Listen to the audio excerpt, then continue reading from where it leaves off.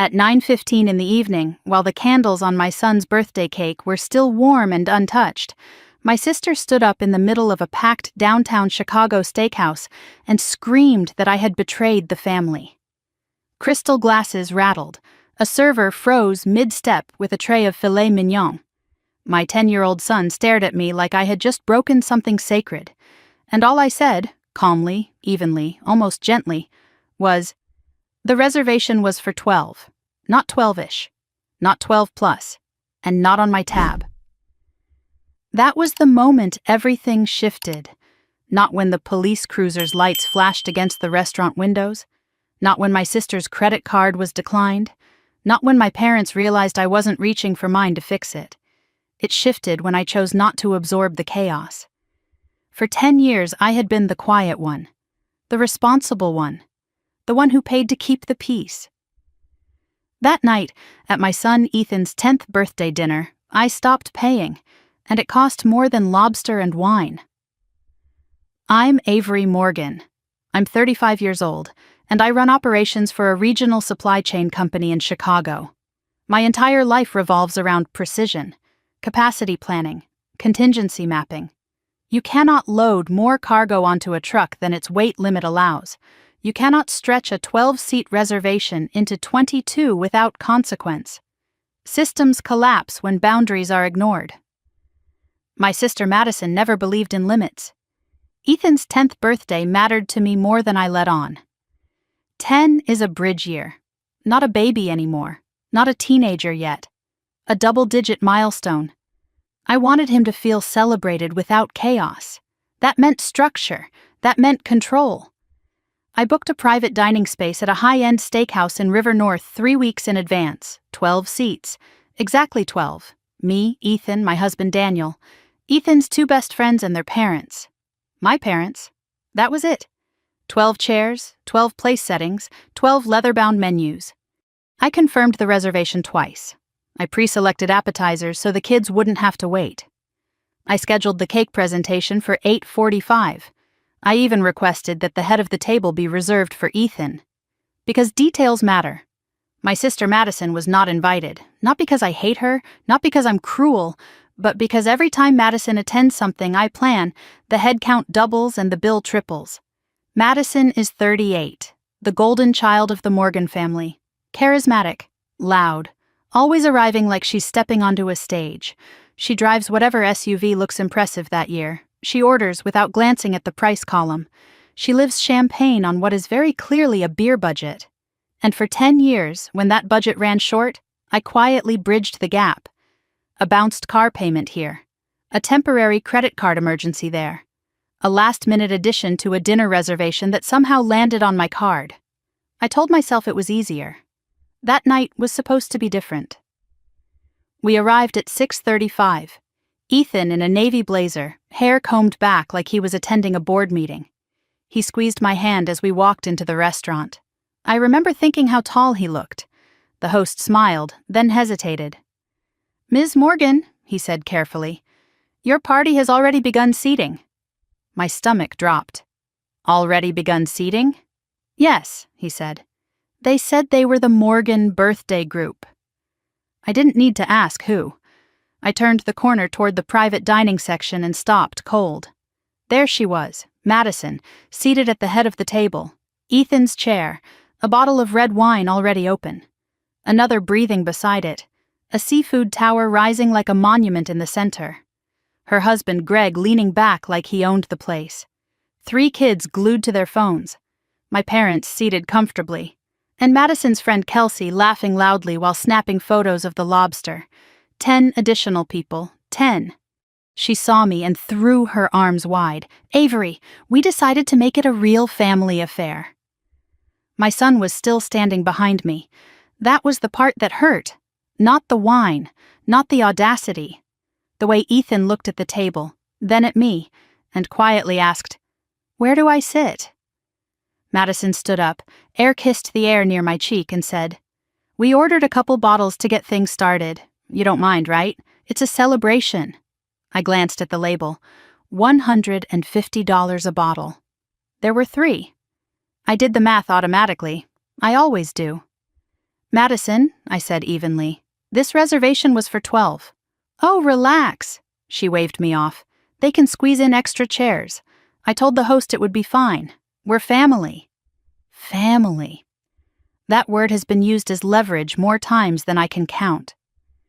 I stepped aside and quietly asked the host if there was another private space available. He hesitated, then nodded.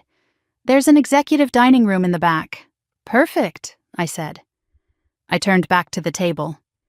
Ethan, I said brightly, change of plans, we got upgraded. Madison blinked. I gathered my actual invited guests and walked them through the kitchen corridor into the executive room. It was quieter, smaller, more private, and calm. I handed the manager my corporate card. This covers the executive room only, I said clearly. Separate checks for any other table. He nodded. That was the pivot. Back in the main dining area, Madison kept ordering. Another bottle of wine, 2 lobster entrees, a tomahawk steak, dessert flights, because she believed I would fix it. At 9:15, the check arrived at her table. $1,247. I didn't see the bill drop, but I heard the tone shift instantly. Voices rose, chairs scraped. The manager was summoned. Put it on Avery's card, Madison insisted. The manager explained gently that my party had already closed out separately. That's when she stood up and started shouting. I walked out of the executive room when I heard my name. She was flushed, furious. You're really going to humiliate me over money? She demanded. I looked at the receipt. Itemized, clear, precise. I invited 12 people, I said. You brought 10 uninvited guests and ordered independently. Her husband's card was declined. So was hers. Greg whispered something about overdraft protection. My parents looked stunned. And that's when I said it. The reservation was for 12, not 12-ish, not 12 plus, and not on my tab. The restaurant manager added a mandatory gratuity. Madison accused me of betrayal. She said I was choosing money over family. What she didn't understand was this wasn't about money. It was about pattern, about a decade of small rescues that had grown into entitlement. The police were called when she refused to settle the bill. To avoid escalation, she left her driver's license and phone as collateral while Greg drove across town withdrawing cash from multiple ATMs. The flashing lights outside reflected against the glass like a warning. I didn't gloat. I didn't yell. I went back to the executive room, where Ethan was opening presents and laughing with his friends, and I stayed there, because that room represented something I had never fully protected before, my own peace. We left through the kitchen exit. Madison was still arguing when we drove away. That night, after Ethan fell asleep, Daniel asked quietly, "Are you okay?"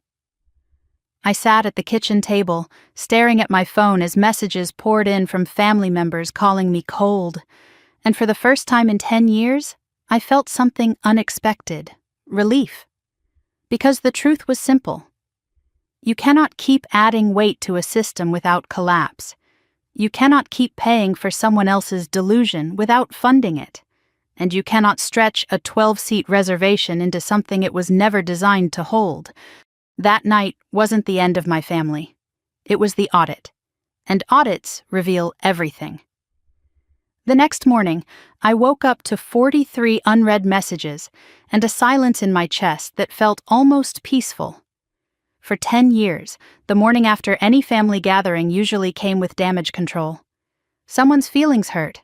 Someone's comment misunderstood. Someone needing money wired quietly before lunch. I had grown used to being the stabilizer, the quiet fixer who absorbed impact before it reached anyone else. This time, I didn't move. I lay there for a full minute staring at the ceiling while the winter light filtered through the blinds.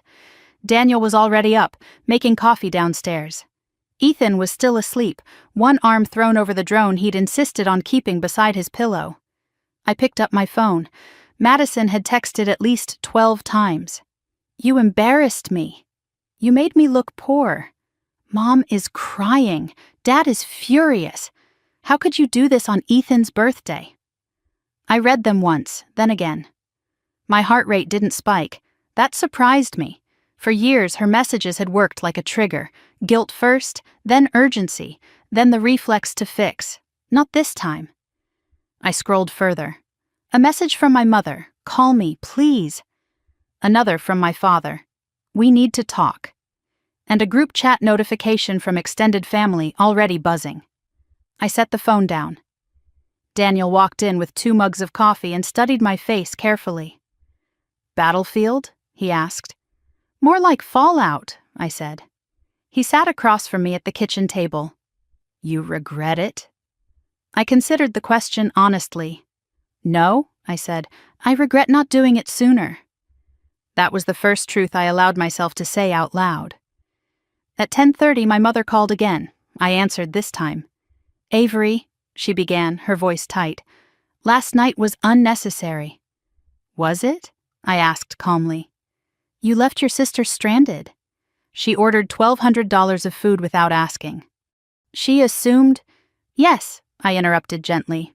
She assumed. There was a pause. That's what family does, my mother said softly. We assume we have each other's backs. I leaned back in my chair. Having someone's back doesn't mean financing their denial. Silence stretched on the other end. You humiliated her, my mother whispered. She humiliated herself, I replied. In public, loudly. My father took the phone. You could have covered it and dealt with it privately, he said, his tone firm but not angry. And that would have changed what? I asked. Another year? Another birthday? Another bill? He didn't answer. I continued. Dad, this isn't about the steakhouse. This is about a pattern. 10 years of small rescues. 10 years of over-ordering because she believed I would step in. He exhaled slowly. You've always been the responsible one, he said. Yes, I said quietly. And that doesn't mean I'm responsible for everyone. The line went quiet again. Your sister feels betrayed, my mother said after a moment. I felt used, I replied. That word landed heavier than I expected. Used. Because that was the underlying truth I had avoided naming. Madison had never seen my stability as something I built. She saw it as something available, like a shared account she could tap into without permission. After we hung up, I opened my laptop. There's something grounding about numbers. Spreadsheets don't argue. They don't manipulate. They just calculate. I pulled up Ethan's 529 college savings account. Then I transferred exactly $1,247 into it. The number felt deliberate, intentional. The money that could have evaporated into wine and lobster now sat invested, earning interest for my son's future. I stared at the confirmation screen longer than necessary. Reallocation, not revenge. By noon, the story had started circulating. A cousin texted me a screenshot of Madison's Facebook post. Family isn't about money, it's about loyalty. Imagine inviting your sister to your nephew's birthday and then abandoning her with the bill to make a point. Some people let success turn their hearts cold, no names mentioned. But everyone knew. I didn't comment. I didn't react. I watched.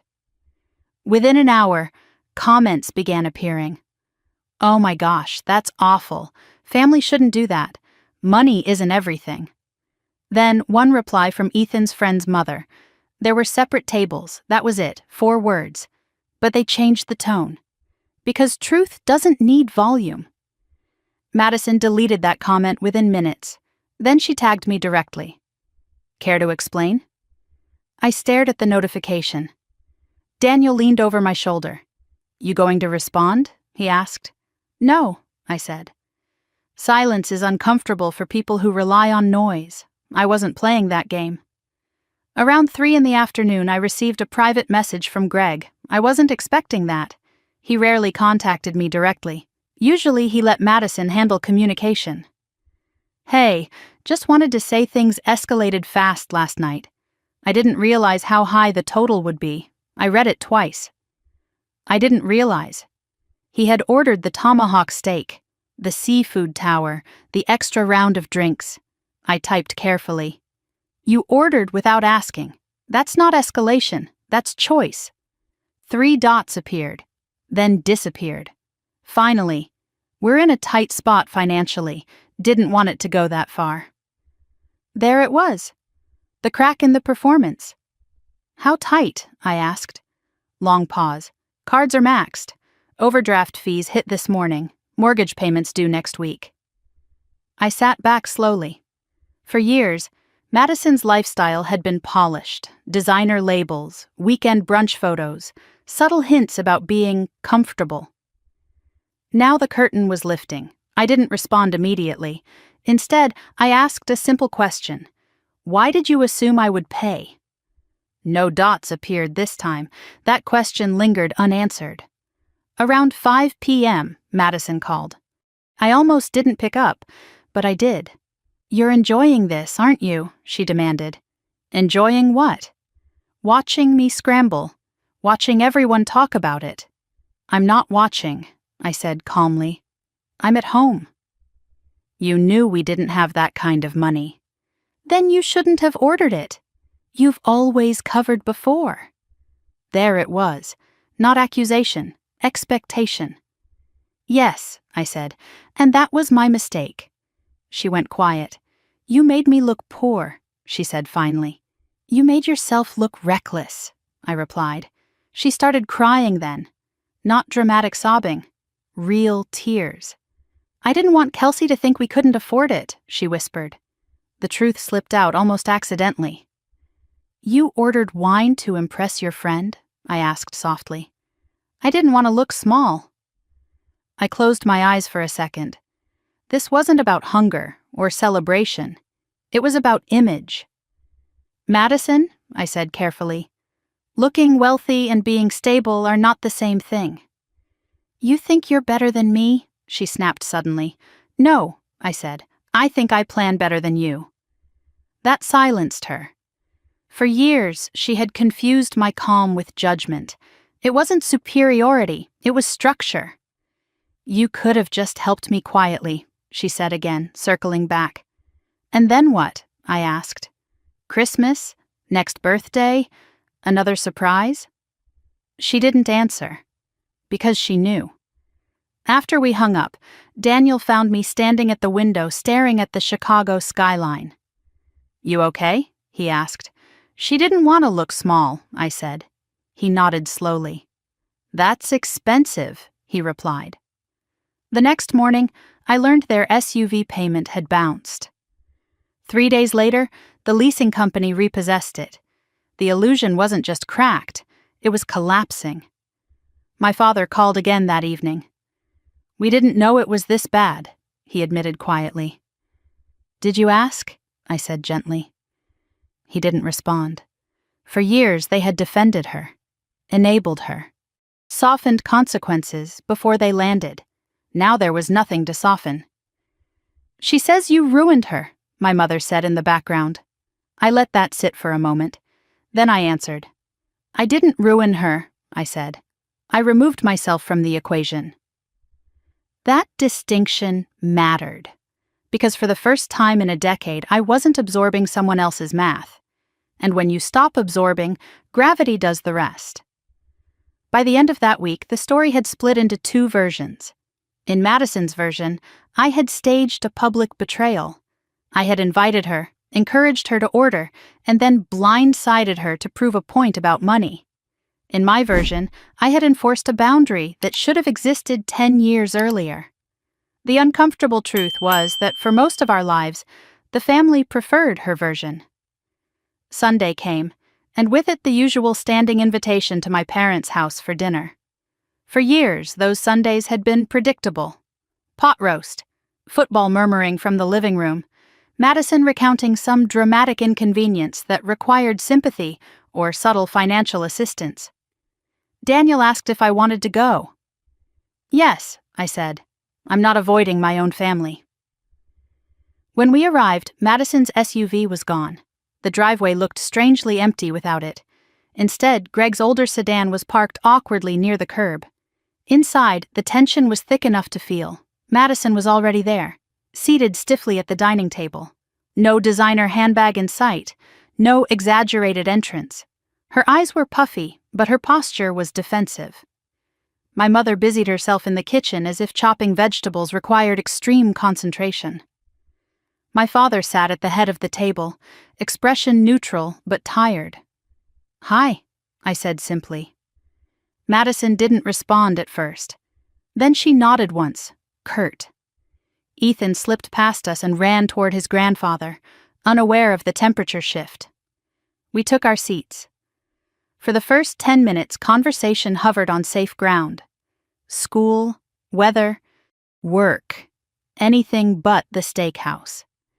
Then Madison set her fork down. "You really couldn't have handled that differently?" she asked, staring at her plate instead of me. I didn't raise my voice. "I handled it clearly. You made it public." "You made it public when you stood up and screamed." Her jaw tightened. I panicked. "Because the bill existed?" I asked. "Because you embarrassed me." I leaned forward slightly. "Madison, you were embarrassed because the reality didn't match the image." She looked up sharply. "You think I fake my life?" "I think you perform it," I said evenly. The table went silent. My mother finally spoke. She just wanted to be part of Ethan's birthday. "She was welcome to ask," I replied. "She's your sister," my mother insisted. "And I'm her sister," I said, which means she could have picked up the phone instead of showing up with 10 extra people. Greg cleared his throat. "I thought you knew," he said quietly. "Knew what?" I asked. "That we were coming." "I didn't," I replied.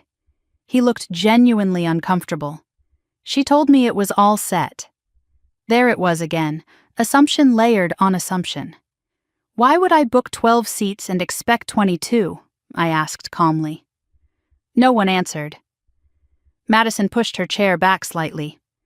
"You've always acted like you're better because you manage money," she said. "Like that makes you morally superior." "I don't think I'm superior," I said. "I think I'm disciplined." She laughed bitterly. "You make spreadsheets for fun." "Yes," I said simply. My father rubbed his temples. "Enough," he muttered. But this wasn't enough. Not yet. "For 10 years, I continued, I've covered small things, quietly. I never asked for recognition. I never threw it in your face. But every time I paid, the assumption grew." "I never asked you to," Madison snapped. "No," I agreed. "You just expected me to." That hit. Greg looked down. My mother exhaled shakily. "She's under pressure," she said. "The mortgage, the kids, and I'm not?" I asked gently. "I have a mortgage. I have a child. I just don't hide it behind wine labels." Madison stood up abruptly. "You think I'm irresponsible. I think you're overwhelmed and pretending you're not." Her eyes flashed. "Don't psychoanalyze me." "I'm not," I said. "I'm stating facts." Silence again. My father finally spoke, voice lower than usual. "How bad is it?" he asked Greg. Greg hesitated, then answered. "About 60,000 in credit cards." My mother gasped. Madison shot him a furious look. "Why would you say that?" "Because it's true," he said quietly. The room shifted. Numbers have weight when spoken out loud. 60,000, my father repeated. Madison crossed her arms. "It's temporary."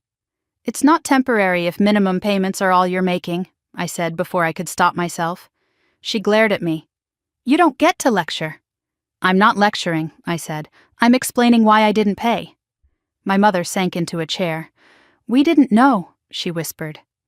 "That's the problem," I said softly. "No one asks." For years, Madison's crises had been softened before they fully surfaced. My parents assumed she'd figure it out.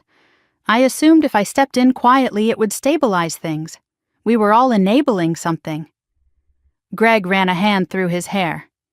"The SUV got repossessed," he said quietly. The room froze.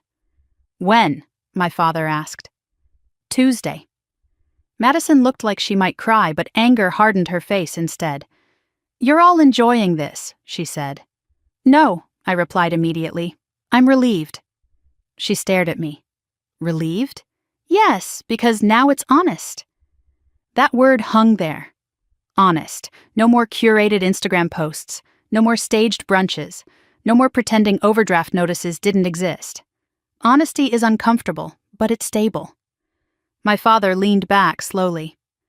"We tried to help," he said to Madison. "You didn't help," she shot back. "You spoiled."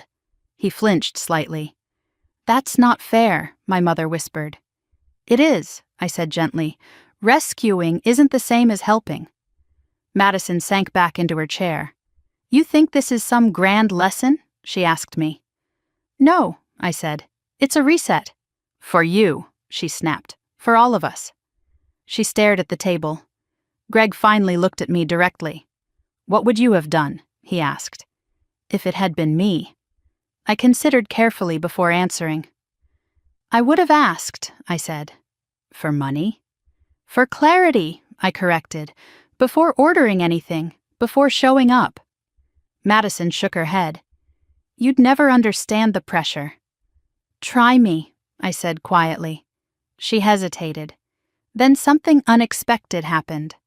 Her shoulders dropped. "I didn't want to look like I was falling behind," she admitted.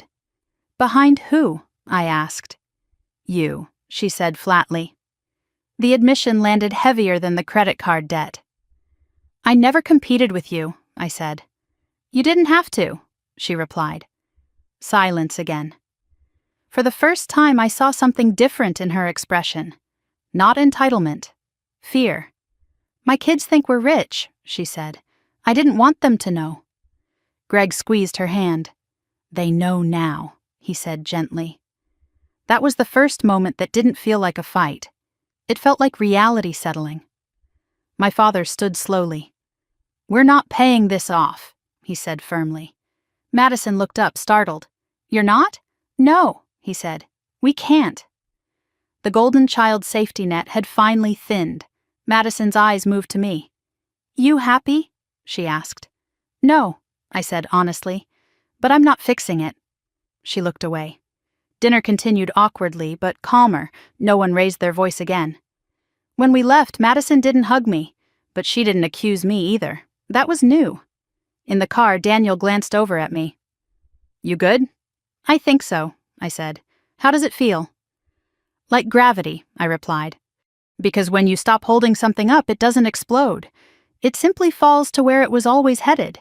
And sometimes, that's the only way to rebuild." That night, I checked Ethan's college fund again.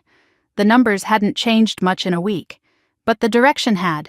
Upward, slowly, steadily, without performance, without drama, just growth. And for the first time in a long time, that felt like enough. Monday morning felt sharper than usual, not because of the emails stacked in my inbox or the weekly operations review waiting on my calendar. It felt sharp because for the first time in years, I wasn't carrying a hidden side account in my head labeled Madison Emergency. I walked into the office at 8 sharp, coffee in hand, heels clicking against polished concrete. Sterling Supply Group runs on timing. Trucks don't care about family drama. Freight doesn't adjust itself for emotional turbulence. And that steadiness grounded me. My assistant, Carla, looked up as I passed her desk. "You look lighter," she said carefully. "Do I?" I asked. "Like you stopped holding something." I almost laughed. Something like that. In the conference room, the leadership team gathered around the long glass table. Screens lit up with shipment routes, capacity charts, vendor delays, control, structure, accountability. If a supplier overpromises and underdelivers, we don't quietly absorb the loss. We renegotiate, or we cut ties. I realized halfway through the meeting how absurd it was that I had applied stricter standards to warehouse contracts than to my own family. At 10:30, my phone buzzed with a notification. Credit monitoring alert. I frowned and opened it. New inquiry on Madison Morgan's account. I hadn't subscribed to her credit monitoring. Then I remembered. 2 years ago, when she refinanced the SUV, she had used me as a co-signer for a temporary bridge loan. She swore it would be short-term, 90 days. I had insisted on removing my name afterward. Had I? My stomach tightened. I stepped out of the conference room and called the bank. After 15 minutes navigating automated prompts, I reached a representative. Yes, the woman confirmed. You are listed as a secondary contact on an auto lease account. Secondary contact. Not cosigner, but close enough. And what does that mean? I asked evenly. It means in the event of default, we notify you. I closed my eyes briefly. Has there been a default? There was a missed payment. The vehicle has been repossessed. The account is in collections. I felt heat rise in my chest. And my liability? You are not financially responsible for the balance, she said. However, your name is attached as a reference. A reference. The word tasted sour. Remove me, I said. That will require the primary account holder's authorization. Of course it would. When I hung up, my pulse was steady, but my mind was racing. 10 years of small rescues. 10 years of blurred lines. Had I ever fully separated? I texted Madison. We need to talk about the lease. Her response came within seconds. You're not on it. I called her. She answered on the second ring. I'm not responsible for your SUV, I said immediately. You're not, she snapped. Relax. I'm listed as a secondary contact. Silence. That's just paperwork, she said finally. It's not just paperwork, I replied. It's access. You're not paying anything. That's not the point, she sighed loudly. You're being dramatic. I almost laughed at that. I'm being precise, I said. Remove my name. It's already in collections, she muttered. That's your issue. You act like I did this to you. You attached me to your debt, I said calmly, without clarifying. She went quiet. I didn't think it mattered, she said finally. That sentence crystallized everything. She didn't think it mattered. My name, my credit, my boundaries. I kept my tone even. It matters. Another silence. Fine, she said. I'll call them. I want confirmation. You don't trust me, she shot back. No, I said simply. That answer hung there. Then she hung up. Back in the conference room, I resumed the meeting as if nothing had happened. But inside, something clicked into place. This wasn't just about money, it was about assumption, assuming access, assuming backup, assuming rescue. At lunch, Daniel called. You sound tense, he said. I'm still tied to the SUV lease. What? Secondary contact, collections. He let out a slow whistle. Do you owe? No. Then what's the issue? The issue is she didn't think it mattered. He was quiet for a moment. You're untangling more than you realized, he said finally. He was right. Boundaries aren't a single sentence at a restaurant. They're an audit. And audits uncover hidden attachments. That afternoon, I pulled up every document I had signed in the last decade. Bridge loan agreements, temporary guarantor forms, short-term assistance transfers. I wasn't legally exposed beyond that secondary contact. But emotionally, deeply. At 4 p.m., Madison texted. They said it takes 30 days to remove a reference. Send me the confirmation email, I replied. She didn't respond for 20 minutes. Then a forwarded message appeared. I scanned it carefully. 30-day review. Not immediate removal. I called the bank again. This form requires signature from both parties, the representative explained. Then I want it sent to me directly, I said. I forwarded the form to Madison. Sign it tonight. You don't have to bark orders, she replied. This isn't an order, it's protection. For yourself or for me? She shot back. For both of us. She didn't respond. That evening, my father called. She's stressed, he said gently. She's responsible, I corrected. She says you're distancing yourself from the family. I'm separating finances, I said. Not love. There was a long pause. You always were the practical one, he said. And she always knew that, I replied. He didn't argue, because he knew. After dinner, Ethan sat at the kitchen island building a small Lego drone attachment. Mom, he asked casually. Yes? Are you mad at Aunt Madison? I paused. I'm firm, I said. What's that mean? It means I'm not yelling, but I'm not bending. He nodded thoughtfully. Like when I want extra screen time? Exactly, I said. He grinned. Boundaries, he declared proudly. I smiled. Yes, boundaries. Later that night, Madison finally signed the form. No message attached, just a scanned signature. It felt transactional, which for once was fine. As I closed my laptop, I realized something important. For years, I thought saying no would fracture the family. But what actually fractured it was pretending yes meant nothing. Systems fail quietly before they collapse loudly. The steakhouse wasn't the explosion, it was the exposure. And exposure, while uncomfortable, is honest. In bed, Daniel turned toward me. You okay? He asked softly. I think I'm finally untangling, I said. He brushed a strand of hair from my face. You don't have to carry everyone. I know, I replied, but knowing and doing are different. That night, I slept deeply. No rescue plans forming in the background. No mental math calculating how to absorb someone else's shortfall, just quiet. Because when you remove your name from someone else's debt, financial or emotional, you reclaim more than money. You reclaim space.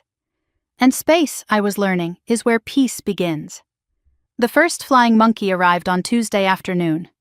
Her name was Aunt Lorraine, and she had perfected the art of emotional diplomacy long before I was old enough to recognize it. She called at 3:14 p.m., right as I was reviewing freight projections for the next quarter. Avery, sweetheart, she began in a tone soaked with concern. What on earth happened at that restaurant? I muted my laptop microphone and leaned back in my chair. Which version did you hear? I asked calmly. The one where you left your sister with a bill she couldn't pay, Lorraine replied. In front of police. She ordered food she couldn't afford, I said. That's the version that matters. Lorraine sighed dramatically. She said you invited her. I didn't. She said you knew she was coming. I didn't. She said you encouraged her to order. I almost laughed. I was in a separate dining room. Silence. Well, Lorraine said carefully, family doesn't keep score like that. I'm not keeping score, I replied. I'm keeping boundaries. There was a faint clicking sound as she adjusted her phone. You've always been strong-willed, she said. And she's always been shielded, I answered. Lorraine didn't like that. She's struggling. I know. Then why not help her quietly? Because quietly became permanently, I thought. Instead, I said, because helping without change isn't help. She inhaled sharply. You're sounding very cold. No, I said. I'm sounding very clear. The conversation ended with polite tension. That was the first wave. The second came through text messages from cousins I hadn't spoken to in months. Is it true you made Madison cry in front of the kids? Kids cry when reality hits, I replied. You've changed, one wrote. No, I typed back. I stopped compensating. The narrative was spreading, but something interesting was happening alongside it. Not everyone agreed with Madison. One cousin messaged privately. Honestly, she always orders like someone else is paying. Another wrote, I've covered her tab before too. Patterns are invisible until someone refuses to participate. Wednesday night, Madison sent me a long message. You've turned everyone against me. I read it twice before replying. I didn't say a word publicly. That's worse, she answered. It makes me look guilty. I stared at that. Silence, apparently, was more threatening than argument. You made your own post, I replied, because I had to defend myself. From what? I asked. From you humiliating me. I typed slowly. I didn't humiliate you. I declined to pay. She didn't respond for several minutes. Then, you've always judged me. That accusation landed softer this time. I've always calculated, I typed. Not judged. She called immediately. Why are you like this? She demanded. Like what? So rigid, so structured, so superior. I'm not superior, I said. I'm disciplined. Same thing. No, I said calmly. Discipline is internal, superiority is comparative. She scoffed. Listen to you, corporate robot. Listen to you, I replied evenly, still avoiding the numbers. Silence. You think I don't know we're in trouble? She asked quietly. I think you didn't act like it. You think I wanted this? I think you avoided it.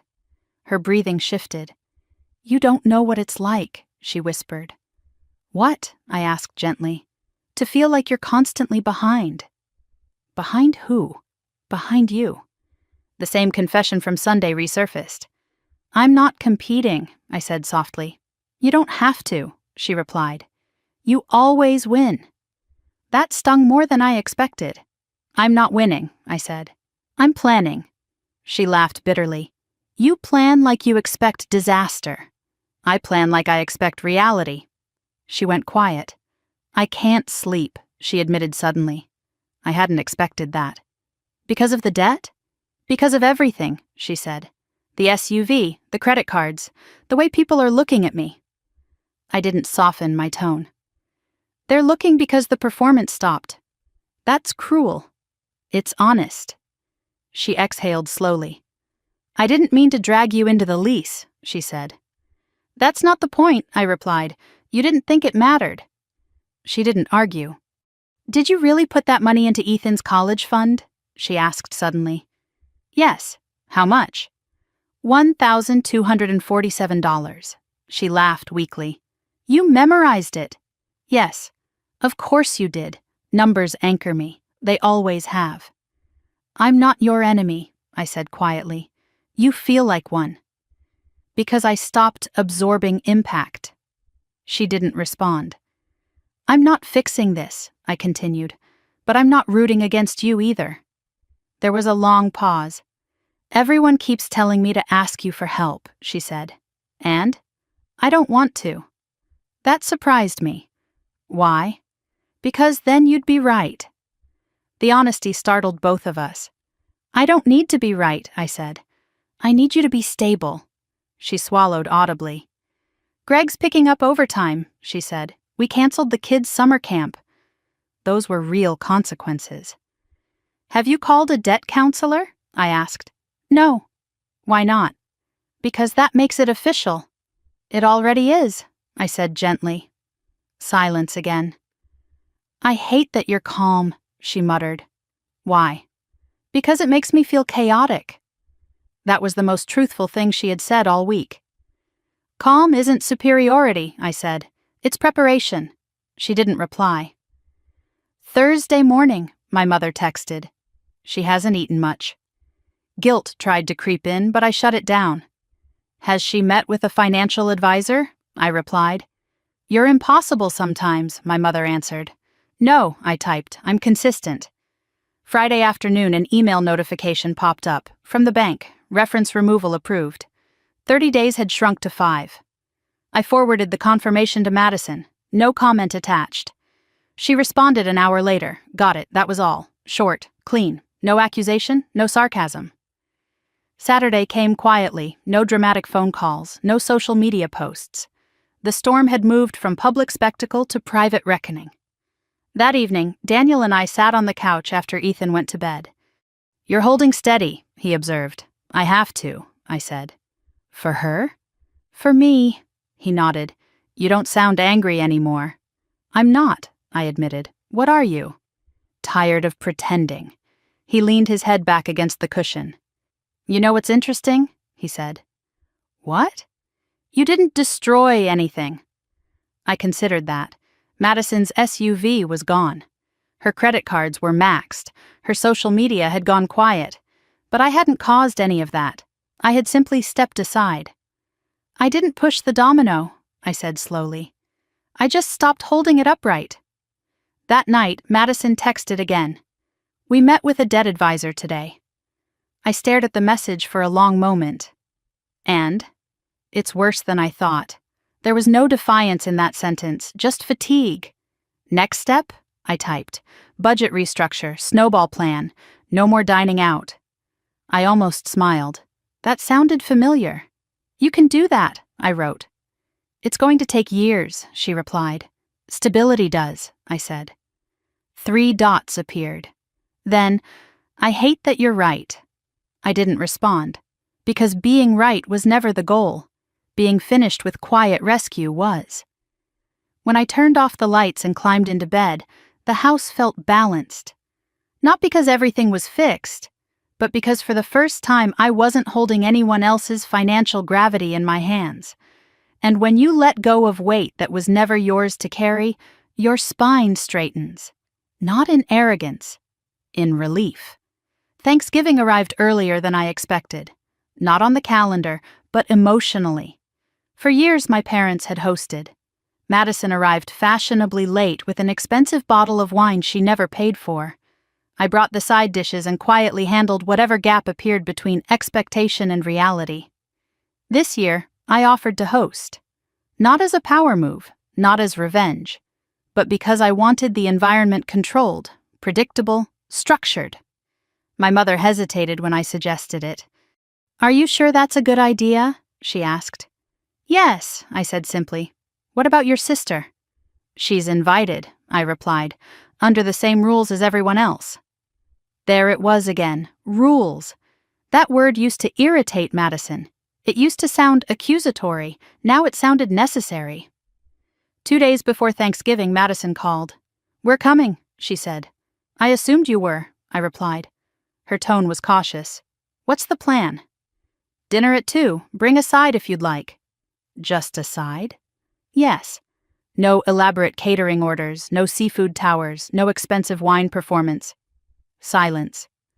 "Okay," she said. No sarcasm, no edge, just okay. That alone told me things were shifting. Thanksgiving morning, I woke before sunrise. Chicago was cold and gray outside the windows. The house quiet. I moved through the kitchen methodically, turkey prepped, potatoes simmering, cranberry sauce chilling. Daniel handled the folding tables in the dining room. Ethan helped arrange place cards, carefully writing names in block letters. "How many seats?" he asked. 12, I said without hesitation. He smiled faintly. "Exactly?" "Exactly." He nodded. At 1:45, the first car pulled into the driveway. My father carried a pie. My mother brought flowers. They looked slightly nervous. "Smells wonderful," my mother said as she stepped inside. "Thank you," I replied. No tension yet. At 2:10, an older gray sedan parked at the curb, not an SUV. Madison stepped out wearing jeans and a simple sweater. No designer coat, no dramatic entrance. Greg followed, carrying a glass dish of green beans. The kids trailed behind them, quieter than usual. For a moment, we just looked at each other. "Hi," she said. "Hi." No air kisses, no performance. She stepped inside. "This is nice," she said softly, glancing around. "Thank you." She placed the green beans on the counter. "I made them," she added quickly. "No catering." "I didn't expect any," I said. She almost smiled. Dinner started smoothly. Conversation stayed light at first. School updates, weather complaints. Greg mentioned overtime hours at work. My father asked about Ethan's soccer season. Madison didn't dominate the table. She listened. That alone felt foreign. Halfway through dinner, my mother reached for the wine bottle. "It's just a house red," I said casually. "Nothing fancy." Madison's eyes flickered briefly toward it. Then she nodded. "That's fine." Fine. The word carried weight. At dessert, my father cleared his throat. "I want to say something," he began. Everyone paused. "We haven't handled things well," he said carefully. "We've tried to protect, and sometimes protecting means preventing people from learning." He glanced at Madison. She didn't interrupt. "We thought helping was love," he continued, "but sometimes helping was avoidance." My mother wiped at her eyes quietly. Madison looked down at her plate. I didn't speak. This wasn't my apology to deliver. Greg squeezed Madison's hand gently. "We're working on it," he said. "Debt plan, budget, no new credit." My father nodded slowly. "That's good." Madison finally looked at me. "I signed up for financial counseling. she said. I know, I replied. How? You told me. She nodded once. I didn't want to, she admitted. It felt humiliating. And now? It feels structured. That word again. Structured. I met her gaze. Structure isn't punishment, I said. It's protection. She held my eyes for a second longer than usual, then looked away. Later, as dishes were being cleared, Madison approached me in the kitchen, alone. You didn't gloat, she said quietly. I had nothing to gloat about. You could have. No, I said. That wouldn't help. She leaned against the counter. I hated you that night, she admitted. I figured. I thought you wanted me to fail. I shook my head. I wanted you to stop pretending, she swallowed. Same difference. It's not, I said gently. There was a long pause. You really moved that money to Ethan's college fund? She asked again. Yes. Greg said that was smart. It was deliberate. She nodded slowly. I would have spent it, she said. I know. There was no accusation in that, just acknowledgement. I'm tired, she whispered suddenly. Of what? Performing. That word again. Performance. I didn't soften my voice. Then stop. She laughed weakly. You make it sound easy. It's not easy, I said. It's simple. She looked confused. Simple and easy aren't the same. She considered that. You think I can fix this? She asked. Yes. Why? Because now it's visible. She stared at the counter. You don't sound angry anymore, she said. I'm not. What are you? Clear. She nodded slowly. I don't know how to be like that. You don't have to be like me, I said. You have to be consistent. Her phone buzzed in her hand. She glanced at it and sighed. What? I asked. Credit card alert, she muttered. Interest posted.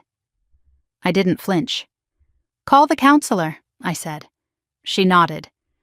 Later, as everyone gathered coats, Madison lingered by the door. This was different, she said. Yes. In a good way? Yes. She hesitated. I'm not apologizing, she said. I'm not asking you to. She looked relieved and irritated at the same time. I'm trying, she added. That's enough. She studied my face. You're not rescuing me, she said. No. And you're not cutting me off. No. What is that? Boundary, I said. She exhaled slowly. That word again. Yes. She stepped out into the cold evening air. Greg nodded at me as he passed. Thanks for hosting, he said. You're welcome. After the door closed, Daniel wrapped an arm around my shoulders. That went better than expected, he murmured. Yes, I agreed. Not perfect, but honest. Ethan wandered into the kitchen. Aunt Madison was quiet, he observed. Yes. Is that good? Sometimes, I said. He nodded thoughtfully. Boundaries? He declared again. I smiled. Yes, boundaries. Later that night, after the house was quiet and the leftovers packed away, I sat alone at the kitchen table. No raised voices, no emergency transfers, no flashing police lights, just stillness. The steakhouse had been loud, public, explosive. This was quiet, private, stabilizing. I realized something then. Revenge is loud, correction is quiet. And what happened at that steakhouse wasn't revenge. It was correction, the first visible one. Thanksgiving ended without drama, without a scene, without a bill landing like a bomb. And for the first time in years, family dinner didn't feel like a negotiation. It felt like gravity had finally settled where it belonged. The real test didn't come at Thanksgiving. It came 3 weeks later, in a parking lot outside a discount furniture warehouse on the edge of the city. I wasn't planning to be there. I had just finished a vendor audit across town and decided to cut through an industrial side road to avoid traffic. The lot was half full, rows of mismatched couches and scratched dining tables visible through dusty windows. And there she was. Madison stood beside the gray sedan, Trunk open, arguing softly with Greg, while a store employee hovered nearby with a dolly. I almost kept driving. Almost. But something made me slow down. Not curiosity, not superiority, just recognition. This wasn't the steakhouse version of my sister. No heels, no leather bag, no air of performance. She was wearing sneakers and a worn coat, holding a tape measure in one hand. I parked a few spaces away. For a moment, I sat inside my car, debating. Then I stepped out. She saw me almost immediately. The flicker in her eyes wasn't anger this time, it was embarrassment. "Hey," I said simply. "Hey," she replied. Greg nodded politely. "What are you doing here?" she asked. "Shortcut," I said. "You?" She gestured toward the warehouse. "Dining table." I glanced inside. Mismatched inventory. Discount tags taped crookedly to wood that had seen better days. "Our old one was leased," she added quickly. "Turns out that wasn't a great idea." I didn't react. Leased furniture. Of course it was. "Return policy?" I asked. 30 days, she said. "Cash only." That sentence told me more about her current reality than any Facebook post ever had. The store employee cleared his throat. "You want the oak one or the laminate?" he asked. Madison looked at Greg. Greg looked at the price tags. Laminate was half the cost. Oak looked better. She hesitated. That hesitation used to be followed by a glance in my direction, a silent calculation of whether I'd absorb the difference. This time, she didn't look at me. "Laminate," she said. Greg nodded. The employee wheeled it toward the register. I leaned against my car casually. "How's the plan going?" I asked. She exhaled slowly. "Budget's brutal." "Specific?" "No eating out, no Amazon, no new clothes, no vacations." I waited. "Credit cards frozen," she added. "Greg cut them up." That surprised me. "You let him?" I asked. She gave a faint half smile. "I asked him to." Progress doesn't announce itself loudly. It shows up in small, uncomfortable decisions. The employee returned with paperwork. "Total is $286, he said. Madison pulled out a debit card. I watched carefully. No glance at me. No subtle expectation. The card processed. Approved. She exhaled. Not dramatic. Just steady. "That felt different," she said quietly once the employee walked away. "What did?" I asked, paying without wondering if it would bounce. I nodded. "That's stability." She studied the laminate table being loaded into the trunk. "It's not glamorous," she muttered. "It's yours," I said. She didn't argue. Greg secured the trunk and looked at me. "Thanks for not making it weird," he said. "I'm not here to supervise," I replied. Madison shot him a look. "She thinks you are," he teased gently. She rolled her eyes but didn't deny it. "Old habits," she admitted. We stood there awkwardly for a moment. "You going to tell Mom you saw me here?" she asked suddenly. "No." "Why not?" "It's not a secret." She nodded slowly. "I used to hate that you always seemed calm," she said. "You've said that before." "I thought it meant you didn't feel anything." "That's not what calm is," I replied. "What is it?" "Preparation." She considered that. "I never prepared," she said.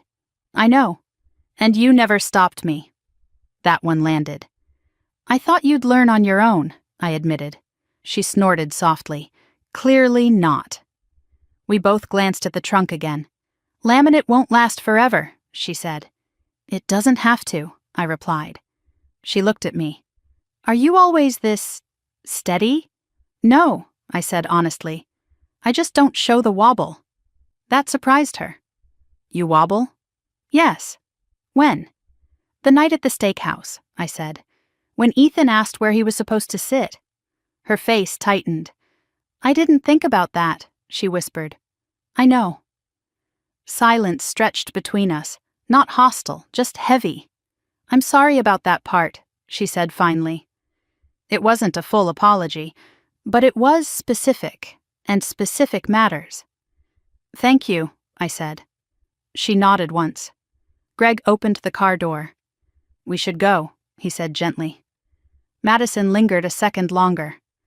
I don't want to need you, she said quietly. I don't want you to, I replied. She studied my face like she was searching for sarcasm. There wasn't any. I'll call you, she said. For what? I don't know, she admitted. Something normal. I almost smiled. Okay. They drove away slowly, the laminate table barely fitting inside the sedan. I stood there for a moment longer, not triumphant, not vindicated, just observant. That afternoon she texted, "Table fits. Barely." Good, I replied. Then another message. First time I bought something without wondering if you'd bail me out. I stared at that one. And? Scary, but also solid. That word again. Not glamorous, not flashy, solid. That night, Daniel listened as I told him about the warehouse. You didn't offer to upgrade it? He asked lightly. No. Did you want to? I thought about that. Yes, I admitted. Why didn't you? Because upgrading it would delay the lesson. He nodded slowly. You're not punishing her. No. You're letting her feel weight. Yes. Weight isn't cruelty. It's consequence. Later that week, Madison called again. I almost ordered takeout tonight, she confessed. What stopped you? I asked. I imagined the steakhouse receipt. I almost laughed. Trauma can be educational, I said. She groaned. Don't turn it into a TED Talk. I smiled despite myself. Fine. Do you think people still talk about it? She asked suddenly. Yes, I said honestly. She winced. But they'll stop, I added. When? When there's nothing new to say. She was quiet. So consistency is the cure? She asked. Yes. Silence. I hate that you're right, she muttered again. I didn't respond, because this wasn't about being right. It was about not being needed. Friday evening, my father called. She seems different, he said carefully. Yes. She didn't ask us for money this week. That's good. He paused. I think we made it too easy. Yes. He sighed. I don't know how to help now. Support without rescuing, I said. He didn't respond immediately. That's hard. Yes. Harder than writing a check. Yes. The truth settled between us. That night, I opened Ethan's college fund again.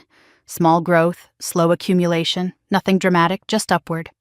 I closed the laptop and sat back. At the warehouse parking lot, I hadn't felt powerful. I had felt detached. And that detachment wasn't cruelty. It was separation. When you stop carrying someone else's financial gravity, you notice how much energy you regain. Energy for your child, for your marriage, for yourself. The laminate table probably wasn't impressive, but it was paid for, in full, without me. And that mattered more than oak ever would. The rumor didn't die quietly.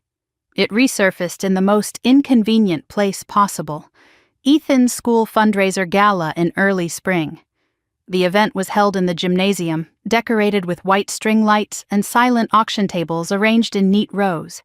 Parents in semi-formal attire mingled with paper wine cups and bidding sheets clipped to clipboards. I almost didn't attend. But Ethan had worked on a robotics project that was being displayed near the stage, and I wasn't going to miss that. Daniel walked beside me as we entered. You good? He asked quietly. Always, I said. That wasn't entirely true. The moment we stepped inside, I felt eyes flick toward us. Recognition. Whispers. Not malicious exactly, just curious. The steakhouse story had traveled further than I anticipated. I kept my posture steady. Control is contagious. As we approached Ethan's display table, I saw Madison standing at the check-in desk. Volunteering. She was wearing a simple black cardigan and jeans, hair pulled back. No dramatic jewelry, no oversized bag. She saw me. There was a flicker, an old instinct to perform, but it faded quickly. Hi, she said. Hi.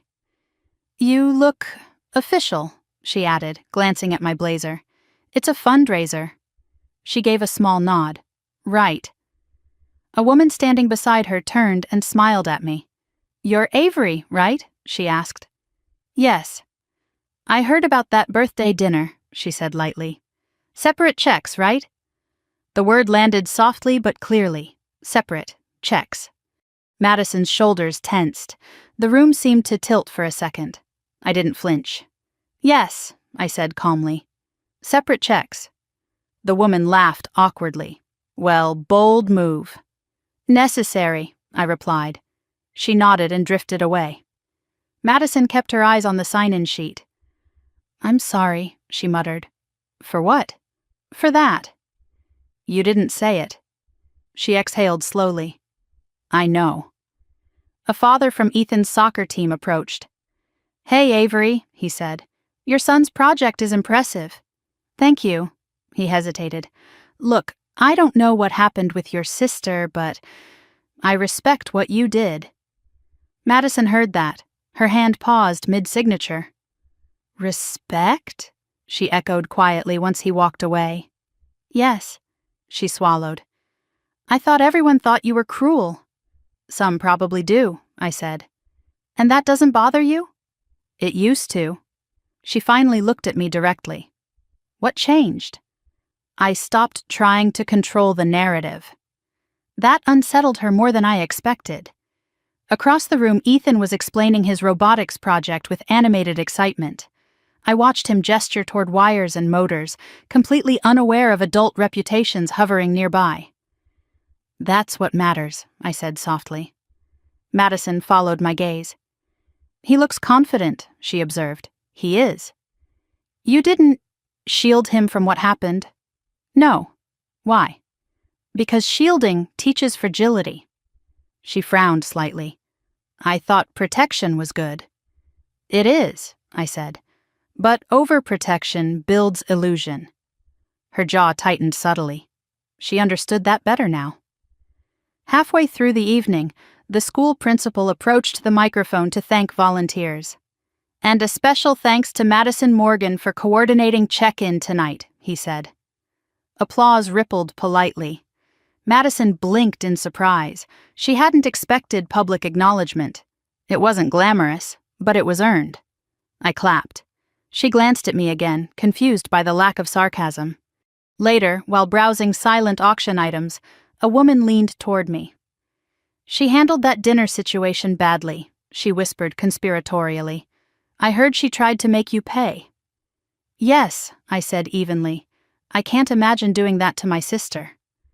People do strange things under pressure, I replied. The woman nodded. Well, you stood your ground. Good for you. She walked away. Madison was watching from across the table. She approached cautiously. They think I'm irresponsible, she said. Some do. And you're fine with that? I'm fine with accuracy. She let out a short breath. That's brutal. No, I said. It's stable. She folded her arms loosely. I'm not used to people not defending me. I'm not attacking you.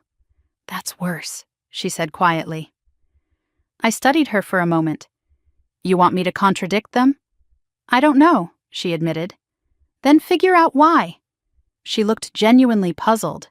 I thought you'd enjoy this. Enjoy what? Being right, I shook my head. This isn't about right. It's about pattern. She glanced at Ethan again. He doesn't look embarrassed, she said. He's not. Why? Because he saw consistency. That word again. Consistency. It's boring. It's repetitive. It's powerful. A group of parents gathered near the dessert table. One of them called out lightly, Hey, Avery, no surprise guests tonight, right? Laughter. Soft. Not cruel. Just referencing the story.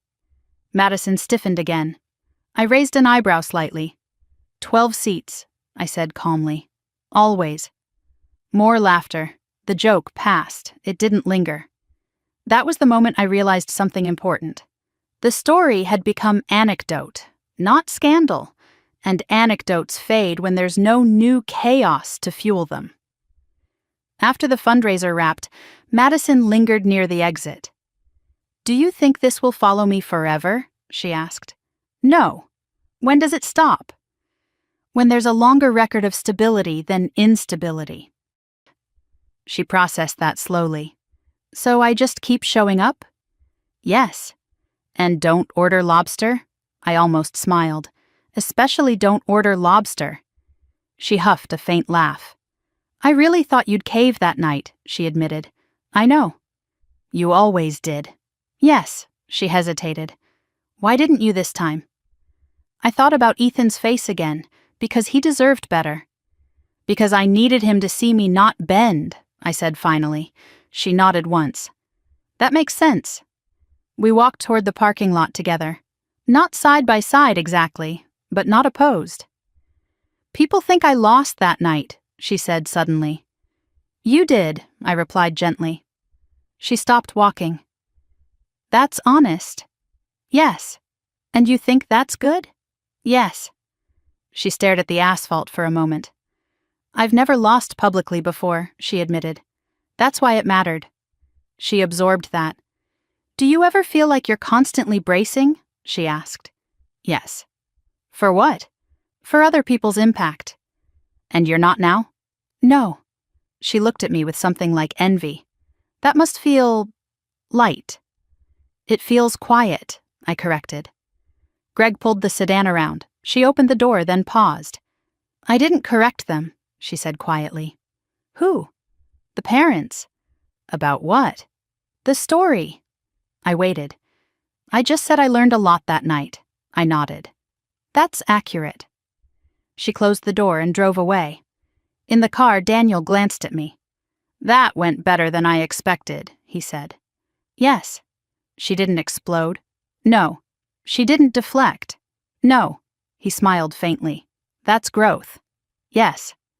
Later that evening, I sat at the kitchen island while Ethan finished homework. Mom? He asked. Yes? Why do people keep mentioning my birthday? I didn't sugarcoat it. Because it was loud. Was it bad? It was uncomfortable. Are you mad about it? No. Is Aunt Madison? She was. And now? She's learning. He nodded thoughtfully. Like when I forget homework and have to fix it myself? Exactly, he smiled. Boundaries, he said again. Yes. That word no longer felt defensive. It felt foundational. Before bed, I checked my email. A short message from Madison. Thanks for not adding fuel tonight. I stared at it, then replied. Thanks for not lighting it. She responded almost instantly. I'm trying. I believed her. Because growth doesn't arrive with fanfare. It shows up in restraint, in quiet check-in desks instead of loud restaurant tables, in laminate dining tables instead of leased oak, in volunteering instead of performing. The rumor wasn't dead, but it wasn't alive either. It was fading, because without repetition, stories lose oxygen, and without oxygen, drama suffocates. That night, I slept easily, not because everything was perfect, but because nothing was spiraling. And for the first time in a long time, stability felt contagious. 6 months after the steakhouse, Madison showed up at my front door holding a banker's box. Not a casserole, not a gift bag, a cardboard box filled with paperwork. It was a Tuesday evening. I had just finished cleaning up after dinner when the doorbell rang. Ethan was upstairs finishing a math worksheet. Daniel was in the living room, half watching a news segment about rising interest rates. I opened the door. She looked different again, not defeated, focused. Can I come in? She asked. I stepped aside. She carried the box to the kitchen island and set it down like it weighed more than paper. What's that? I asked. My life, she said flatly. I didn't laugh. She opened the lid. Credit card statements, bank printouts, budget worksheets, a yellow legal pad filled with handwritten calculations. You said consistency cures reputation, she began, but numbers cure denial. I leaned against the counter. Okay, I need you to look at this, she said. That sounds like supervision. It's accountability, she corrected. I studied her face. No sarcasm, no manipulation, just determination. Daniel stepped into the kitchen quietly and gave me a questioning look. I nodded once. He stayed, leaning against the doorway. Madison spread out the statements in organized stacks. 6 credit cards, she said. All frozen. 2 are now under hardship programs. 1 we settled. You settled? I asked. Yes. For how much? 40%. I blinked. Greg negotiated, she added. Turns out collection agencies don't like drawn-out court costs. That surprised me. You hired an attorney? No, she said. We Googled. I almost smiled. Snowball plan? I asked. Yes. Emergency fund? 500 so far. That wasn't much, but it was something. She flipped open the legal pad. Monthly income after overtime, she said. Subtract mortgage, utilities, food, gas, debt payments, there's no margin. Then cut deeper, I said. She bristled slightly. We already cut everything. Then increase income. She stared at me. Like what? What skills do you have? I used to do event marketing. Use it, she hesitated. Freelance? Yes. She looked overwhelmed. I'm already tired. I know. Silence. I didn't come here for criticism, she said quietly. I'm not criticizing, I replied. I'm diagnosing. She exhaled slowly. You really do treat everything like logistics. Yes. And that works for you. Yes. She rubbed her forehead. I don't know how to think like that. You don't have to think like me, I said. You just have to stop thinking like you did. That stung. I saw it. But she didn't shut down. Instead, she nodded once. Okay. Daniel stepped forward slightly. You want coffee? He asked her. She blinked, surprised. Sure. He poured 3 cups. She took hers carefully. I've never sat at this counter without something blowing up, she said quietly. That's new, I replied. She flipped to another page. I tracked every dollar for 3 months, she said. Every coffee, every subscription, every fee. And? It was humiliating. Yes, I said, but it was clear. Clarity again. She pointed to a highlighted section. Dining out was insane. I didn't comment. Wine alone, she added, shaking her head. Silence settled. Then she looked up at me. I don't want to live like that anymore. That was different from I don't want to look like that. It was internal, not external. What do you want? I asked. Stability, she said immediately. The word came without hesitation. Then act like someone who values it, I replied. She stared at the stack of papers. I used to measure my life by appearance, she said slowly. Now I measure it by balances. That's progress, she swallowed. I used to resent you, she said. I know. I thought you were judging me. I wasn't. I know that now. We sat in silence for a moment. Then she asked something unexpected. Did you ever feel tempted to bail me out? Yes, I said honestly. When? That night at the restaurant, when the police showed up. She winced. God. I almost reached for my card, I admitted. Why didn't you? Because Ethan was watching. She closed her eyes briefly. I hate that that's what made it stick. It wasn't just him, I said. It was me. She studied me carefully. You look calmer, she observed. I am. Because I'm not draining you? Yes, she nodded. That's fair. Greg texted her. She glanced at the screen. Kids are doing homework, she said. We told them the truth. About what? The debt. I raised an eyebrow. How'd that go? Awkward, she said, but they didn't panic. Kids handle reality better than adults, I replied. She gave a faint smile. Apparently. She closed the banker's box halfway. Mom asked if you're still mad, she said. I'm not mad. What are you? Resolved. She considered that. Is that permanent? Yes. She nodded slowly. That's scary. Only if you plan to cross it again. She didn't argue. Instead, she asked something I didn't expect. Do you think we'll ever be close? The question felt fragile. Close doesn't mean merged, I said carefully. What does it mean? Honest. She absorbed that. We've never really been honest, she admitted. No. Why? Because honesty is uncomfortable. She nodded once. I'm uncomfortable now, she said. Good. She rolled her eyes slightly. Of course you'd say that. I smiled faintly. It means you're not performing. She looked around the kitchen. Your house feels steady, she said quietly. It is. Mine feels like triage. Triage becomes routine, I replied. She took a long sip of coffee. I don't want to compete with you anymore, she said. You never had to. I know that now. Silence settled again. She closed the banker's box fully this time. I didn't come for money, she said. I know. I came because I didn't want to hide. That mattered more than she realized. You don't have to hide, I said. She nodded. Thank you. It wasn't dramatic. It wasn't theatrical. It was measured. As she stood to leave, she hesitated at the door. You're not my safety net anymore, she said. No. But you're not my enemy. No. She gave a small nod. That's better. After she left, Daniel exhaled slowly. That was different, he said. Yes. She didn't try to manipulate. No. She asked for accountability. Yes. He smiled faintly. That's growth. I walked back to the kitchen island and touched the edge where the banker's box had rested. For years, our conversations had revolved around crisis. Now they revolved around calculation, not glamorous, not loud, just structural. Later that night, I checked Ethan's college fund again.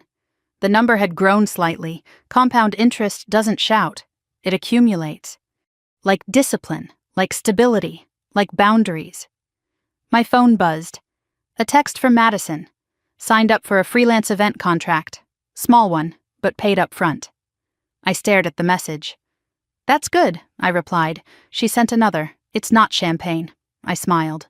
Beer budget, I typed. She responded with a simple, solid.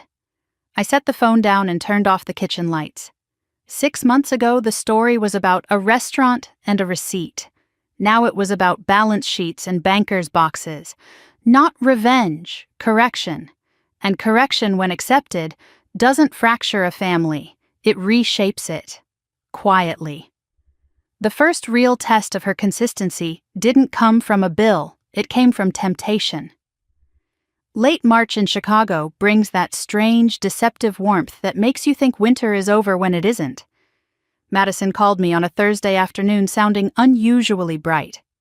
Guess what? She said. That tone worries me, I replied. I got offered a contract, a real one. For what? Corporate event coordination, downtown hotel, 2-day conference. They need someone to handle vendor logistics. I smiled faintly despite myself.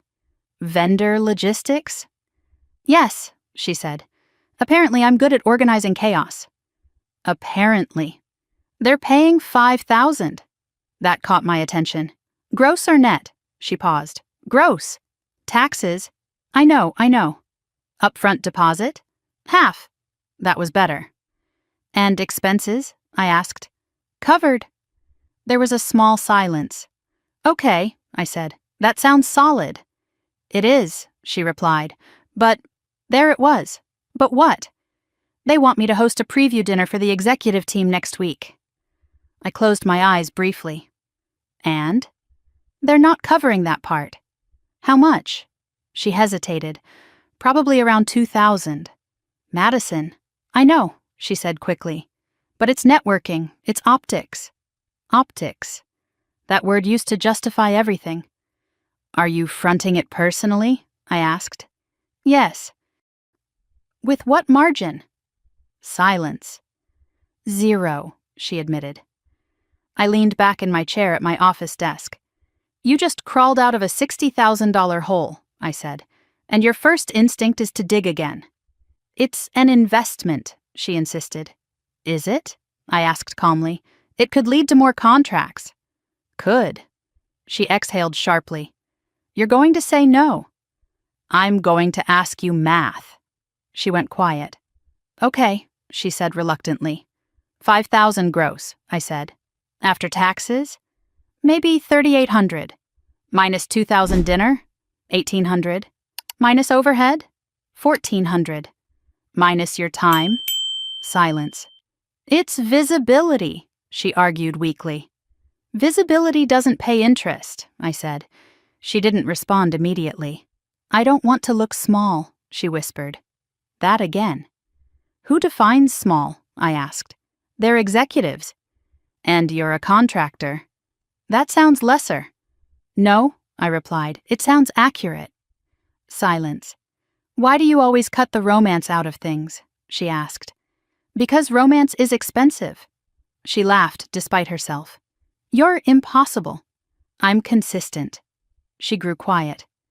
I almost booked the restaurant already, she admitted. With what card? My debit. Margin? None. I stood and walked to the window overlooking the Chicago skyline. Madison, I said carefully, are you building a business or rebuilding a performance? She didn't answer for a long time. I don't know, she finally said. That's the problem. She sighed. I don't want to miss the opportunity. Opportunity doesn't require self-sabotage, I said. Silence stretched. I hate that I still think like that, she whispered. That's habit, I replied. How do I stop? Pause, I said. Before spending. I paused, she protested. I called you. That was true. You paused, I agreed. Good, she exhaled shakily. What would you do? Negotiate, I said. For what? For partial coverage. Or host something within your margin. They'll think I'm cheap. Or disciplined. She scoffed softly. You really think executives respect discipline? Yes. More than Lobster? Yes. Silence again. I almost ordered Lobster, she muttered. I smiled faintly. Of course you did. Why does that feel like validation to me? She asked quietly. Because it used to signal success, I replied. And now? It signals debt. She groaned. This is exhausting. Yes, I said. Growth is. There was a long pause. I'm going to call them, she said finally. Now? Yes. Good. Stay on the phone? No. She blinked through the silence. You don't want to listen? No, I said gently. You don't need a supervisor. She was quiet. Okay, she said. She hung up. I stood at the window for several seconds longer than necessary. It would have been easier to say, I'll cover the dinner. Just this once.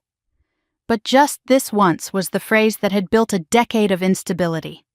An hour later, my phone buzzed. They agreed to cover half, she texted. I smiled. And?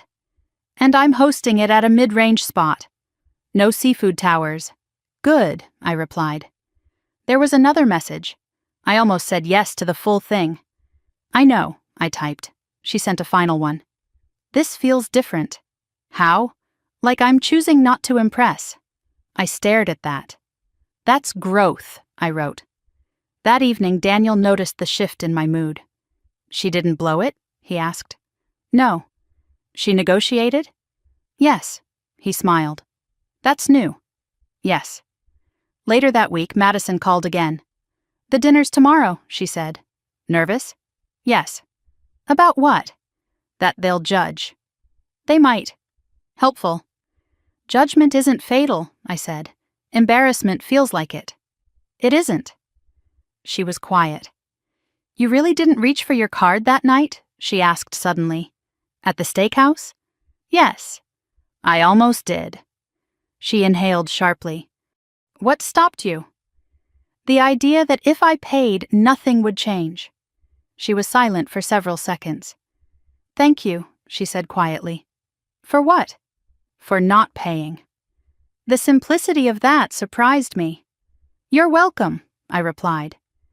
The next evening she sent a photo. A modest private room at a hotel restaurant. Clean, professional, no excess. Looks normal, she wrote. Normal is stable, I replied. She didn't respond. An hour later, another message. It went well. They didn't blink at the venue.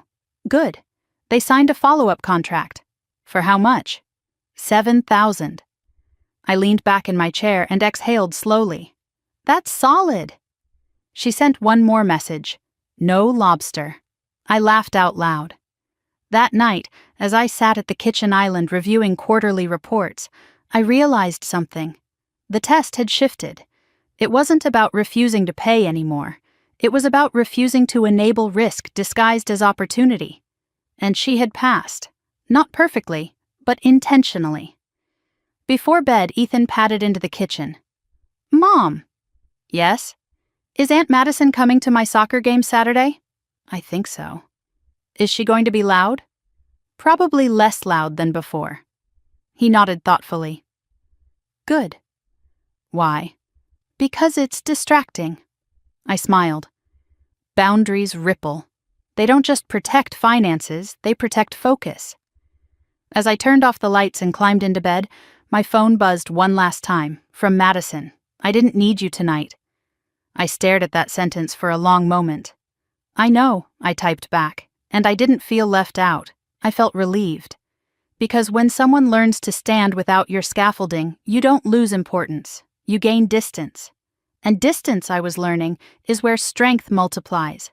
Not in dramatic confrontations, but in quiet negotiations where no one reaches for someone else's wallet. Especially not mine. The first real apology didn't happen in a restaurant or over a spreadsheet. It happened in my parents' driveway on a Sunday afternoon, while Ethan kicked a soccer ball against the garage door. The sky was pale blue, early summer creeping into Chicago. The air felt lighter than it had in months. Madison pulled up in the gray sedan, now familiar, and parked carefully along the curb instead of angling dramatically into the driveway like she used to with the SUV. Small shifts. Greg stepped out first, carrying a cooler. Madison followed, holding a simple bouquet of grocery store flowers. Not extravagant, not staged, just normal. "Hi," she said. "Hi." My mother came out of the house, wiping her hands on a kitchen towel. My father followed, slower these days, but steady. We gathered in the driveway for a moment, awkward and ordinary. Ethan ran over, out of breath.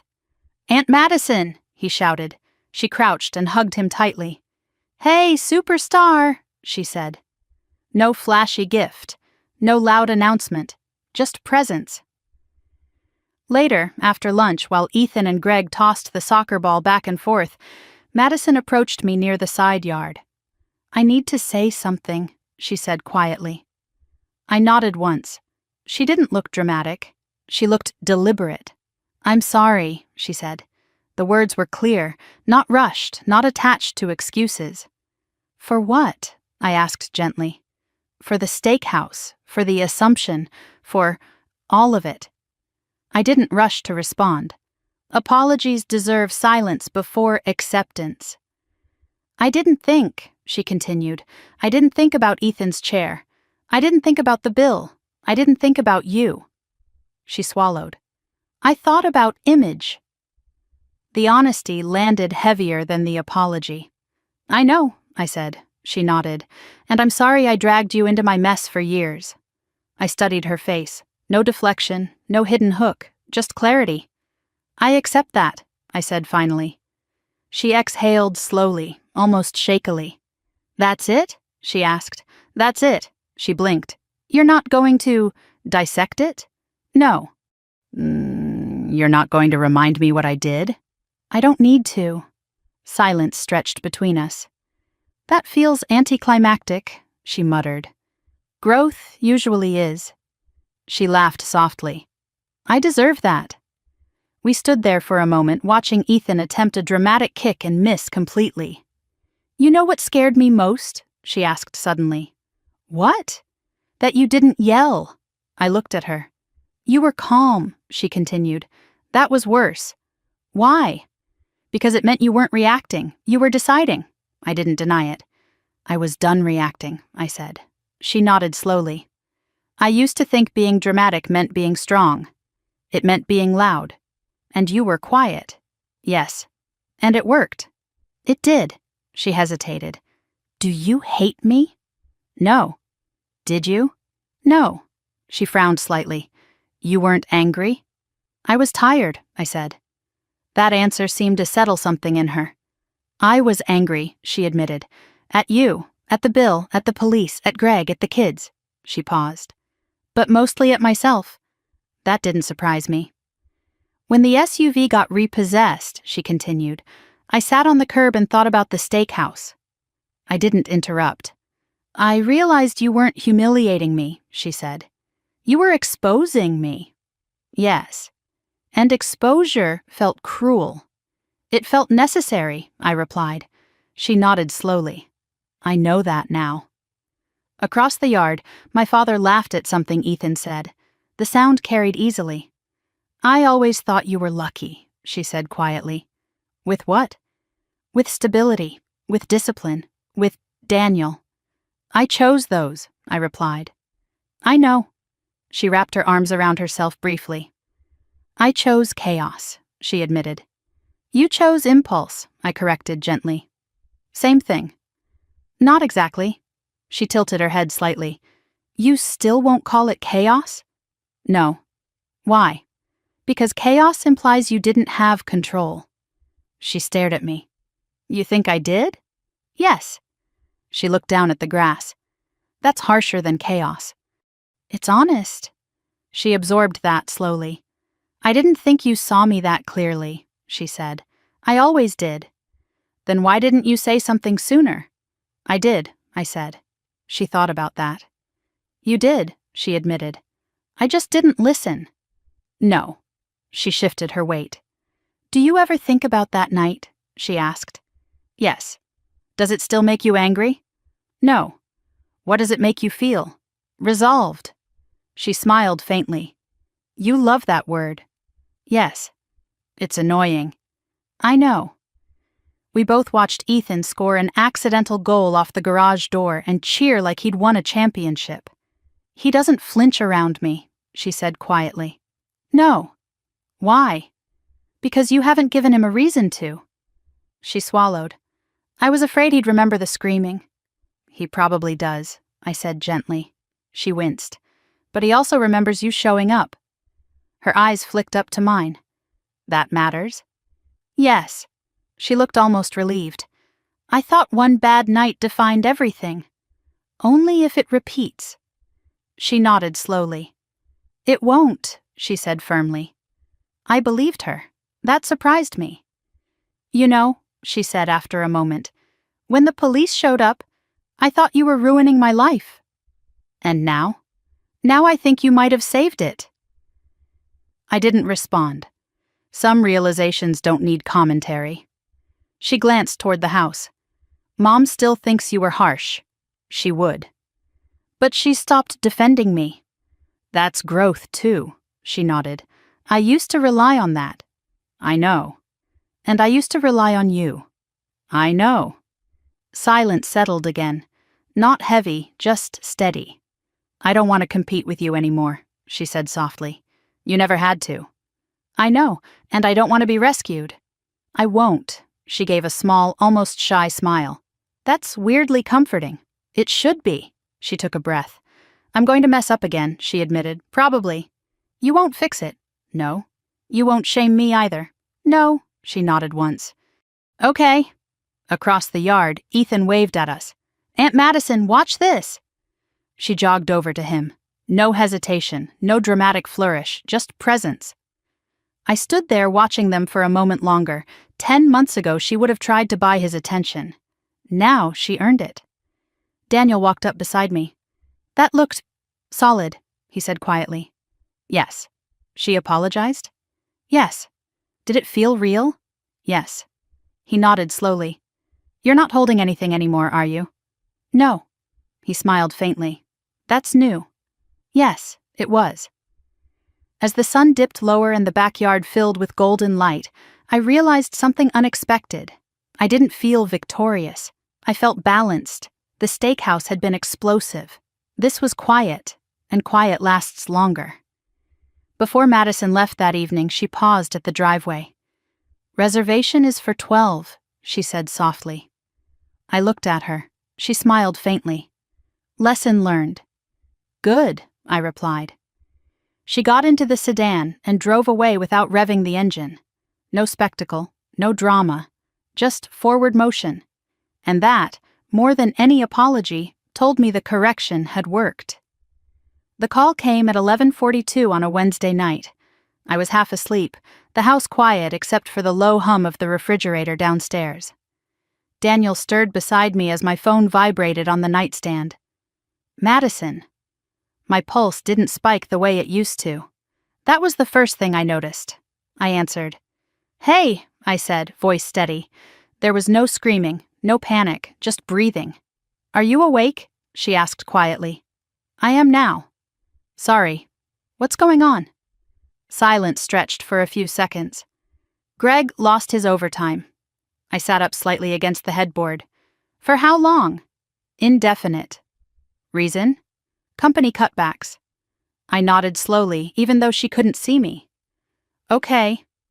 That single word seemed to surprise her. Okay? She repeated. Yes, okay. She exhaled sharply. I don't have margin for this. I know. There was a faint tremor in her voice. We were finally getting ahead, she said. Finally. Are you behind on anything yet? No. Good. Silence again. I almost asked Dad for money, she admitted. Did you? No. Good. She laughed weakly. You're very predictable. Yes. I wanted to ask you, she said. I figured. And? You didn't. No. Why? I imagined the steakhouse. I leaned back against the headboard. What about it? The way you didn't flinch. That again. That wasn't about not flinching, I said. It was about not stepping in. I know. Another silence. So what do we do? She asked finally. We. That word used to mean shared financial rescue. Now it meant shared conversation. You revised the plan, I said. How? Start with expenses. I already cut everything. Cut again, she groaned softly. There's nothing left. Subscriptions? Gone. Streaming? 1. Cell plan?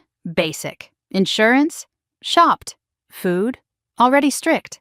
Then income, I said. I can't just manifest money. No, I replied calmly. But you can increase output. How? More contracts. It's not that simple. No, I agreed. It's not. Silence. I'm scared, she admitted. That was new. I know, I said. I hate this feeling. What feeling? That I'm one unexpected expense away from drowning again. I closed my eyes for a moment. That feeling is honest, I said. It's exhausting. Yes, but you're not drowning, I added. Not yet. You're aware. She didn't respond immediately. I used to numb this with spending, she whispered. I know. Wine, shopping, dinners.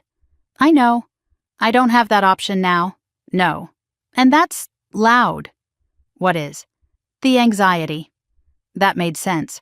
When you remove distraction, you hear reality more clearly. What are your numbers right now? I asked. She sighed. Emergency fund is at $1,200. Good. Debt still around $42,000. Okay. Mortgage current. Good. She exhaled again. I don't want to ask you for money. I know. I don't want to ask anyone. Good. Stop saying good, she muttered. I almost smiled. You want reassurance or structure? I asked. Both. You'll get structure, I said. She groaned softly. Of course. Map worst case scenario, I continued. I hate worst case. Do it anyway. Silence. Okay, she said reluctantly. If Greg's income drops by 20%, what shifts first? Extra debt payments. Good. What else? Freelance ramp up. How? Cold emails. Do it. I already did some. More. She sighed again. You make it sound like a military plan. It is. Life shouldn't feel like war. It shouldn't feel like denial either. That quieted her. I almost called Dad, she said again. And? I pictured Mom crying. That's not helpful, I said. No. And I pictured you saying no. I would have. I know. Silence. I don't want to resent you, she said suddenly. You won't. How do you know? Because I'm not your solution. She didn't argue. I hate how calm you are, she whispered. I'm not calm, I said. You sound calm. I'm deliberate. That's worse. Why? Because it means you're not reacting. That's the point. Silence. I thought stability meant comfort, she said slowly. It means preparation. You keep saying that. Because it's true. She was quiet for a long moment. Greg's asleep, she said finally. Why are you up? I couldn't stop calculating. That's good. No, it's not. It is, I said. It means you're engaged. I feel like I'm bracing. Yes. For what? For impact. That's exhausting. Yes. But that's what you've always done, isn't it? She asked. I paused. Yes. And you don't look tired. I am, I admitted. But I don't look it. She went silent again. I used to think you were lucky, she said softly. With what? With not worrying. I almost laughed. I worry constantly. Then how do you function? I plan. Silence. That's not romantic, she muttered. No. But it's solid. Yes. The word again. Solid. Okay, she said finally. Tomorrow I'll rework the spreadsheet.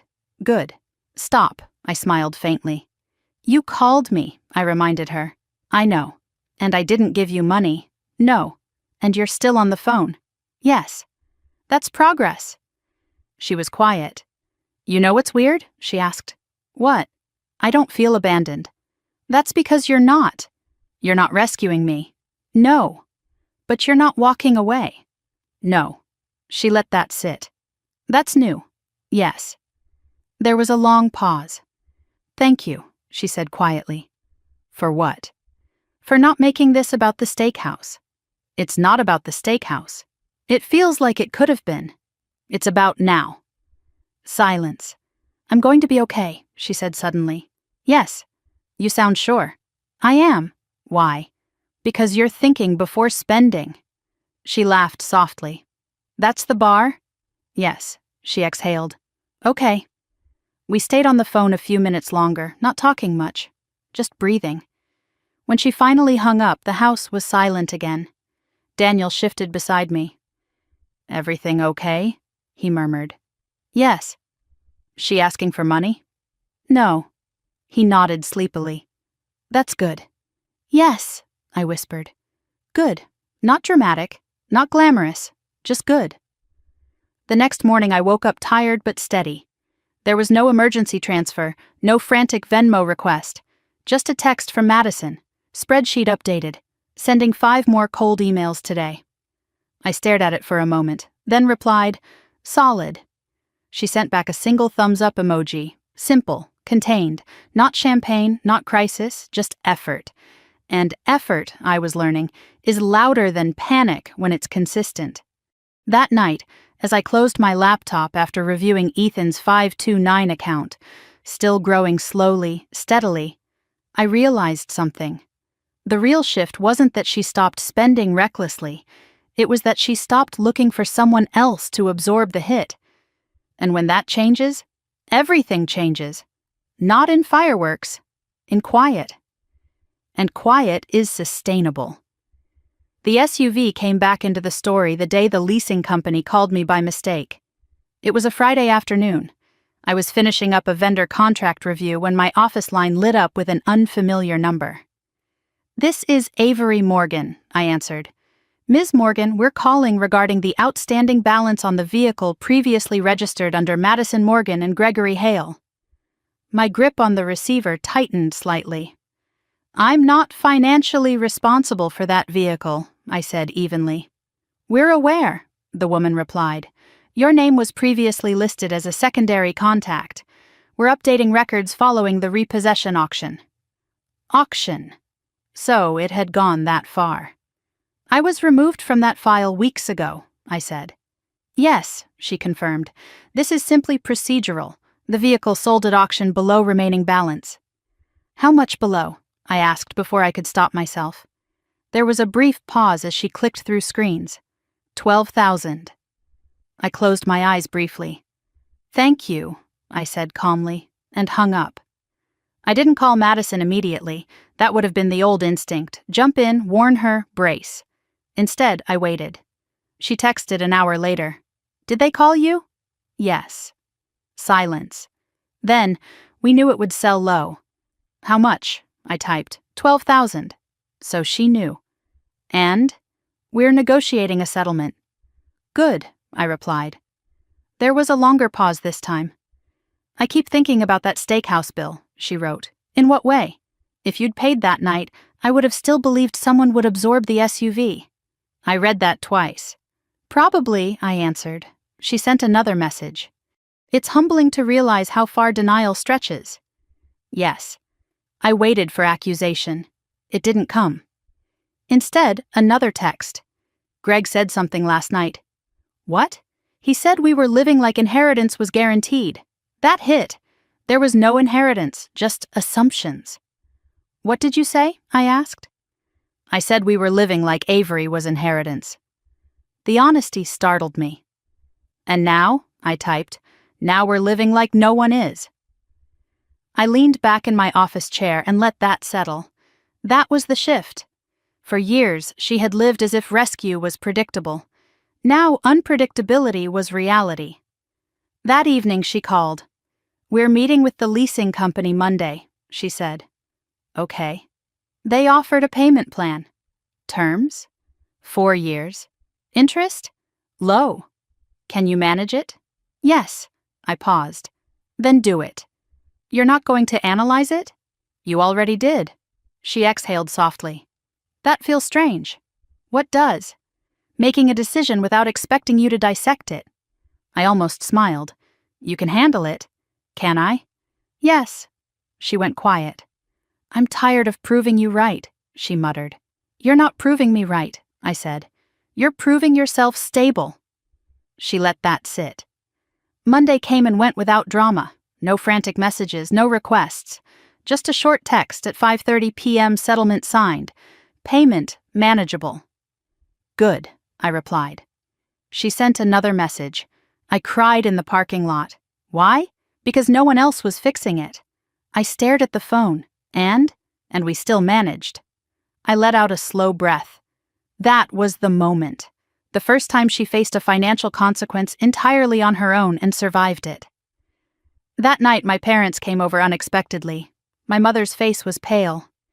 We heard about the SUV, she said quietly. Yes, I replied. Are they okay? They signed a settlement. My father sat down heavily at the kitchen table. I offered to cover it, he admitted. And? I asked. She said no. I didn't react. She said they had it handled, he continued. There was something like awe in his voice. She's never said no to help before, my mother whispered.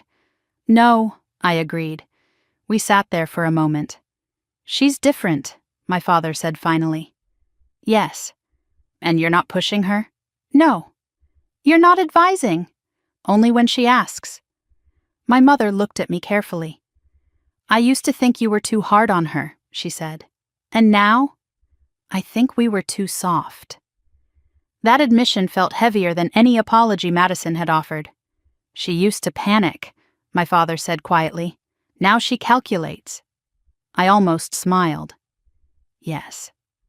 They left after dinner, subdued but thoughtful. Later that week, Madison came by with Greg. Not with paperwork this time, with a folded sheet of paper. What's that? I asked. Budget projection, she said. She laid it on the kitchen counter. 4 years mapped out. Debt decreasing steadily. Emergency fund rising slowly. Income projections conservative. No sudden windfalls, no dramatic jumps. Just steady reduction. You did this? I asked. Yes. No color coding? She rolled her eyes slightly. I'm not you. I looked at the numbers. It wasn't elegant, but it was realistic. You accounted for interest fluctuations? I asked. Yes. Medical emergencies?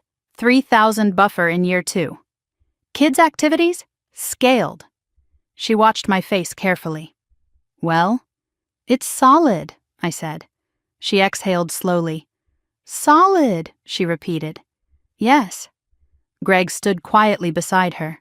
We argued about this for hours, he said, but we stayed within the numbers. That's discipline, I replied.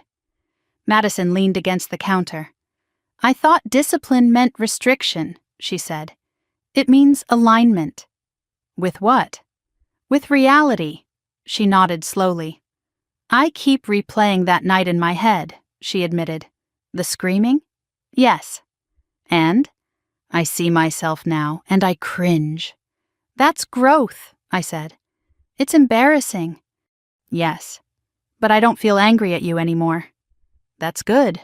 I feel grateful. I didn't respond immediately. Gratitude used to be currency she spent carelessly. Now it felt earned. Don't be grateful, I said finally. Be consistent. She laughed softly. You really don't let up. No. She grew quiet again. You know what's strange? She asked. What? I don't miss the SUV. I raised an eyebrow. You loved that thing. I loved what it signaled. And now? I like not worrying about the payment. That mattered more than she realized. Greg nodded slowly. It was leased furniture on wheels, he said. Madison groaned. Don't start. I smiled faintly. Laminate is underrated, I said. She laughed. The sound wasn't sharp or defensive. It was lighter. When they left, I stood in the doorway watching the gray sedan pull away. No spectacle, no revving engine, just forward motion. I went back inside and opened Ethan's college fund again. The number had grown steadily. Not dramatically, just predictably. Compound interest, compound discipline, compound boundaries. That night, as I sat at the kitchen table alone, I thought about something Madison had said. We were living like Avery was inheritance. That line echoed. I had never meant to be safety net. But I had allowed it. And allowance creates expectation. Expectation creates dependency. Dependency creates resentment. The steakhouse had been loud. The SUV had been expensive. But the real correction was quiet. It was in settlement papers signed without my name, in budgets drawn without my oversight, in parents offering rescue and hearing no, in a sister who finally understood that stability isn't inherited, it's built. And once built, it doesn't need to be flashy, it just needs to hold. That night, for the first time in a long time, I didn't think about what might collapse. I thought about what was finally standing on its own. The post went up on a Sunday afternoon. I wasn't expecting it. I was folding laundry in the living room when my phone buzzed repeatedly with notifications. At first, I ignored them. Family group chats had a way of reigniting minor things into unnecessary debates. Then Daniel walked in, holding his own phone. Have you seen this? He asked carefully. Seen what? He handed me the screen. Madison had posted. Family isn't about who pays the bill. It's about who shows up when you fall. I've learned some hard lessons this year about loyalty and pride. Sometimes the people you think will protect you choose to expose you instead.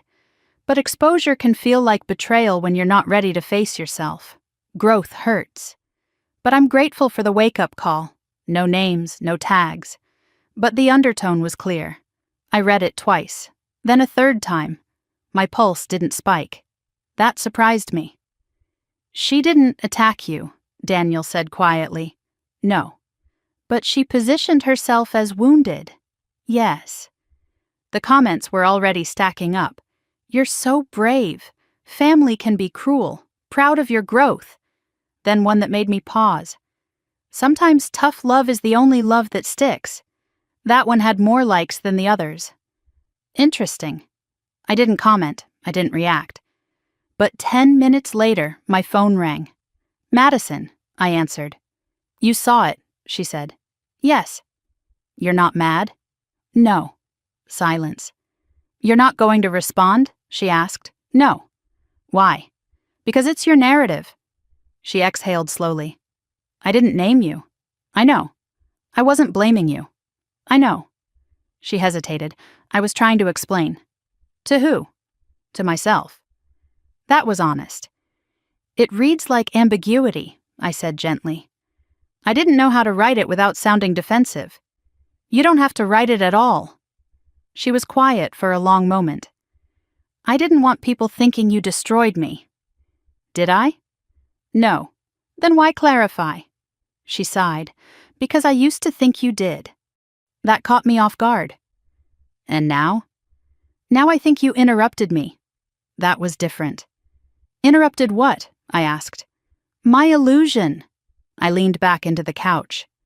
That's accurate, she gave a small, tired laugh. People keep asking if we're okay, she said. Are we? Yes. Then that's enough. I wanted to control the narrative, she admitted. You always have. I don't want it to define me. It won't. How do you know? Because you stopped repeating it. Silence again. Mom texted me, she said. What did she say? She asked if I was shading you. Were you? No, I believed her. I don't want to fight you publicly, she said. I don't want to fight you privately. She let that sit. I don't regret the post, she added quietly. You don't have to. But I regret that I needed it. That made more sense. Sometimes closure needs words, I said, even if they're messy. Yes. She was quiet. Are you sure you're not mad? She asked again. I'm not. What are you? Steady. She laughed softly.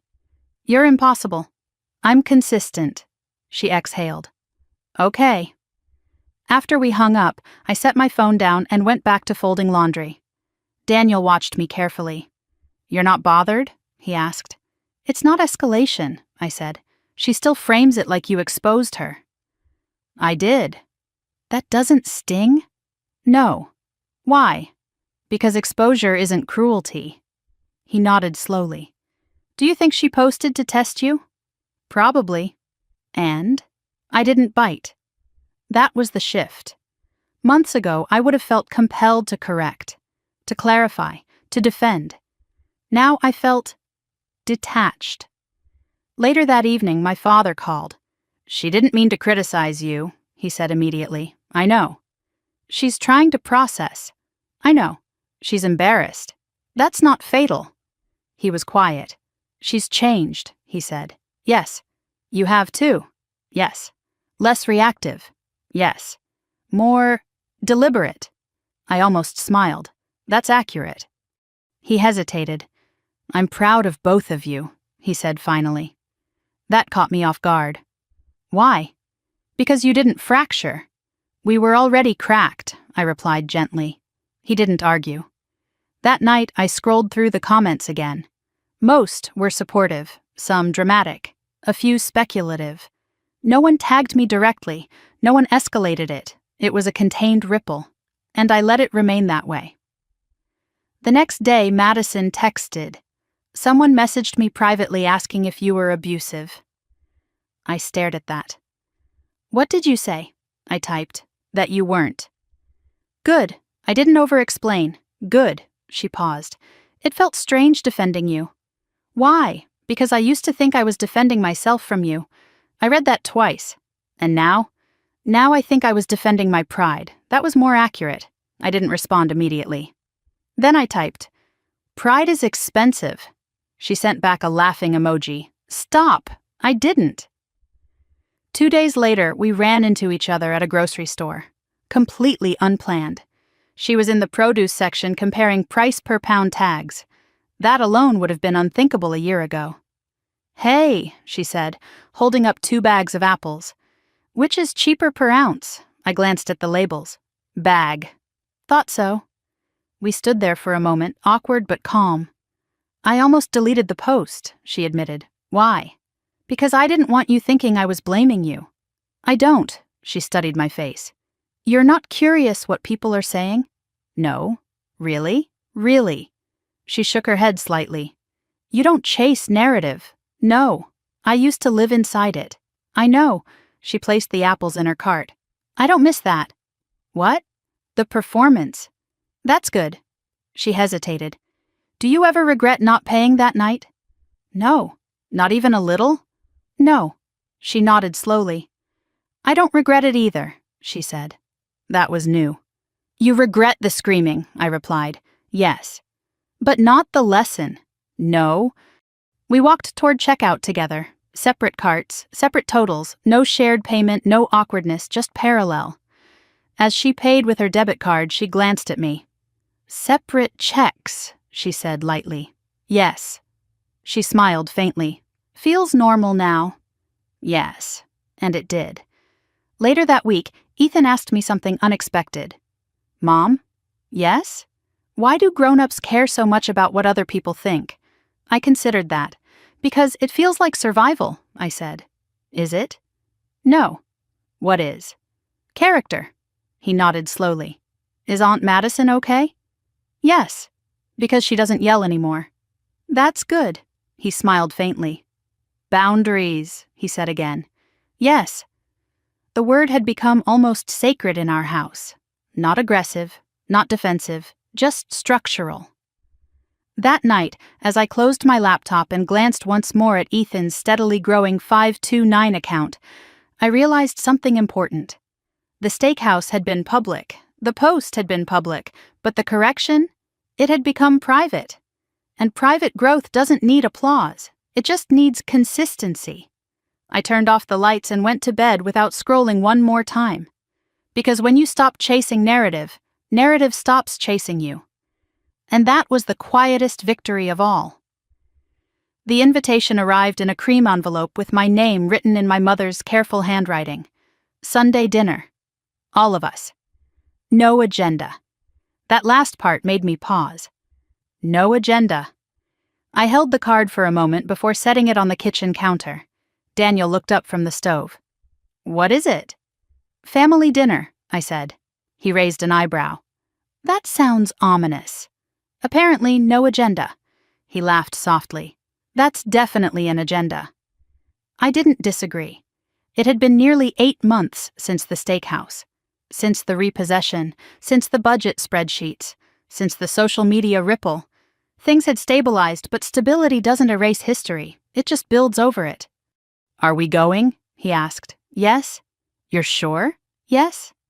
He studied my face for a moment. You don't look tense. I'm not. That surprised both of us. Sunday evening arrived with crisp air and early fall light. The trees on my parents' street were beginning to yellow at the edges. When we pulled into the driveway, Madison's gray sedan was already there. No SUV, no dramatic entrance, just parked neatly along the curb. Inside, the house smelled like roast chicken and rosemary. Familiar. Safe. My mother hugged me a little longer than usual. You look good, she said. I feel good.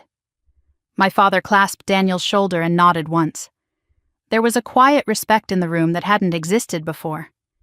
Madison stood near the dining table arranging plates. She looked up when we walked in. Hey, she said. Hey. No tension, no stiffness, just measured normal. Ethan ran past us into the living room where Greg was setting up a board game. Laughter drifted down the hallway. Children adapt faster than adults.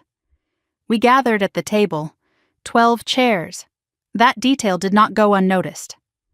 My father cleared his throat before sitting down.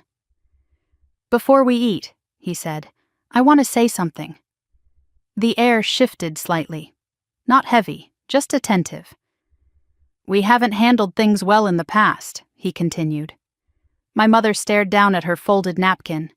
We confused helping with protecting, he said, and protecting with enabling. Madison looked still. I didn't interrupt. We thought love meant cushioning every fall, my father continued, but sometimes it meant extending the fall. Silence settled over the table. We're sorry, my mother said softly. That word carried weight, not dramatic, not performative, just quiet. For what? Madison asked gently. For shielding you from consequence, my father replied, and for asking Avery to carry more than her share, my mother added. I didn't look away. That's true, I said evenly. My father nodded. It is. There was no defensiveness in his voice, just acknowledgement. Madison inhaled slowly. I asked for it, she said. No, my mother replied quickly. We offered it. Both things were true, and both could coexist. I didn't know how to say no, my mother whispered. Madison looked at her. I didn't know how to hear it, she said. The room felt steady. No raised voices, no accusations, just clarity. I folded my hands on the table. This isn't about blame, I said. No, my father agreed. It's about correction. Correction. I liked that word. Dinner began, plates passed, wine poured, moderately. No expensive labels, no overindulgence, just enough. Greg leaned over to me quietly at one point. I was angry at you, he admitted. I know. I thought you humiliated us. Yes, I don't think that anymore. What changed? I realized humiliation requires denial. I met his eyes. And? I was in denial. I nodded once. That's honest. He exhaled slowly.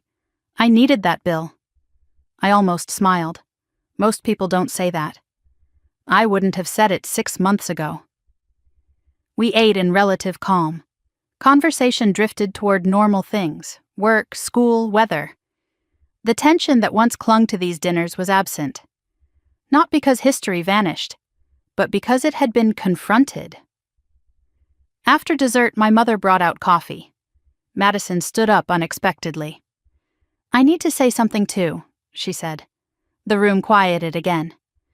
I used to think Avery was rigid, she began. I didn't react. I thought she was cold, calculating, harsh. She swallowed. I didn't understand that she was just consistent. My mother's eyes filled slightly. I thought flexibility meant love, Madison continued, but it meant avoidance. No one interrupted. I blamed her for drawing lines, she said, because it forced me to see that I didn't have any. Silence. I don't feel exposed anymore, she said softly. I feel accountable. That was new. I don't need rescue, she added, and I don't want it. My father nodded slowly. We won't offer it, he said. The words were simple, but they landed. I felt something shift again, not explosive, structural. After dinner, we moved into the living room. Ethan and his cousins were building something out of blocks on the floor. Madison sat beside him without directing, without correcting, just participating.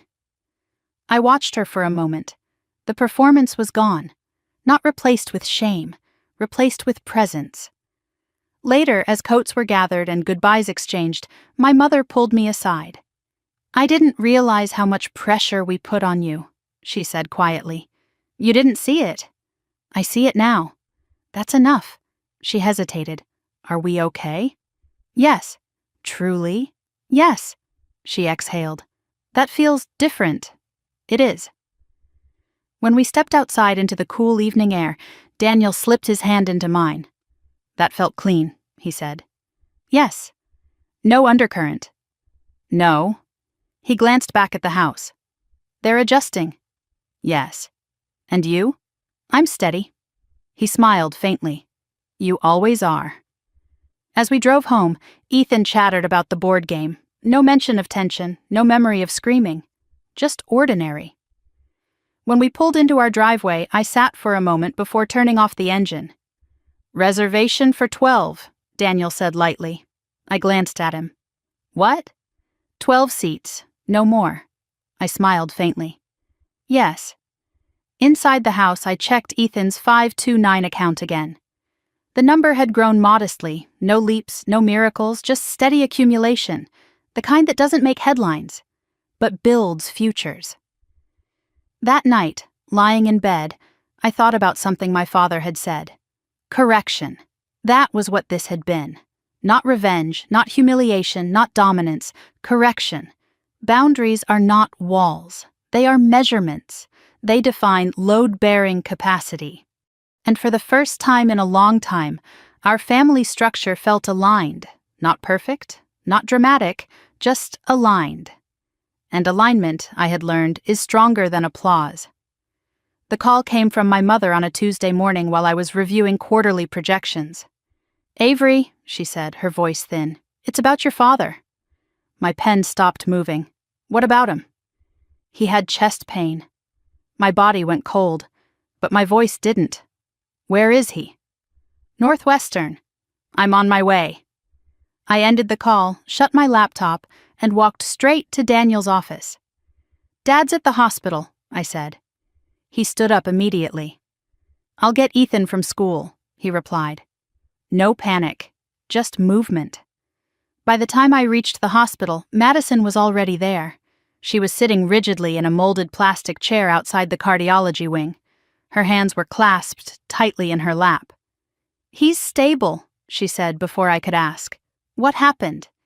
Chest pain during breakfast. Heart attack? Minor, she said. They're calling it a mild cardiac event. I sat beside her. We didn't hug, we didn't dramatize, we just waited. After an hour, the doctor came out. Stress contributed, he explained. Diet, age, and long-term strain. Strain. That word echoed. We were allowed in briefly. My father looked smaller in the hospital bed, wires on his chest, machines humming softly. He looked at us and tried to smile. Didn't think I'd get this much attention, he muttered. Don't be funny, my mother snapped, eyes red. He squeezed her hand weakly. I'm fine. You're not, Madison said softly. He looked at her carefully. I'm fine enough, he corrected. The doctor laid out the next steps. Diet changes, reduced stress, medication, rest. After the meeting, Madison and I stepped into the hallway. This is because of us, she said quietly. No. Yes. No, I repeated firmly. She looked at me sharply. You don't think so? I think he's 71 and ate like he was 35. She almost laughed. Then her face crumpled slightly. I made everything heavier, she whispered. You didn't give him cholesterol. That's not what I mean. I know. She leaned back against the wall. I thought I was the fragile one, she said. You were. And now he is, I shook my head. He's human. Silence. I don't want to stress him anymore, she said. Then don't. She looked at me. That simple? Yes. It's not. It is. She stared down at her shoes. I used to call him whenever I panicked, she admitted. I know. And he'd try to fix it. Yes. I can't do that anymore. No. She swallowed. I won't. That mattered. When my father was discharged 2 days later, we all gathered at my parents' house to organize the kitchen. Low sodium, less red meat, more vegetables. Madison stood in front of the pantry holding a bag of chips. These are gone, she said. Yes, I replied. Even the good ones? Yes. She dropped them into the trash without arguing. That alone was a shift.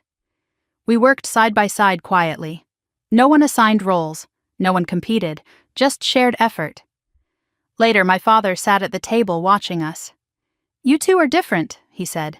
In what way? Madison asked. Less sharp, I raised an eyebrow. Sharp like knives, he clarified. Now you're more like measuring tapes, I almost smiled. That's oddly specific, he shrugged. I had time to think in the hospital. About what? I asked. Load-bearing walls. I froze slightly. Excuse me? I realized I've been leaning on you both in different ways, he said, and neither of you should carry me. You don't carry us, Madison said quickly. I do, he replied. Emotionally. Silence settled. I let your crises become mine, he continued, looking at Madison. And I let Avery carry responsibility alone. I didn't interrupt. That wasn't fair, he said. No, I agreed softly. Madison wiped at her eyes. I don't want to stress you anymore, she said. Then don't panic aloud, he replied gently. She nodded. Later that evening, when Daniel and I were driving home, he glanced at me. You didn't go into fixer mode, he observed. No. Even with your dad in a hospital bed. I can't manage his arteries, I said quietly. He smiled faintly. True. But I can manage my boundaries. He nodded. That's new. Yes. The next week was quiet. Doctor appointments, meal prep adjustments, medication schedules. Madison took on responsibility without dramatizing it. She handled insurance calls, follow-up appointments. I didn't step in unless asked. She didn't ask often. One afternoon she called. I scheduled Dad's stress test, she said. Good. And I set reminders for his medication. Good. I'm not spiraling. That's good, she laughed softly. You love that word. Yes. I keep expecting you to critique something. Why? Because you used to. No, I corrected. I used to intervene. She went quiet. There's a difference?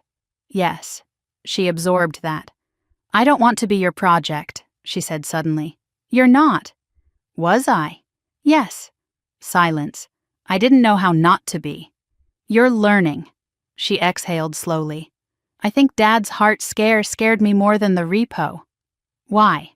Because money feels recoverable. People don't. That was true. I sat with that thought long after we hung up.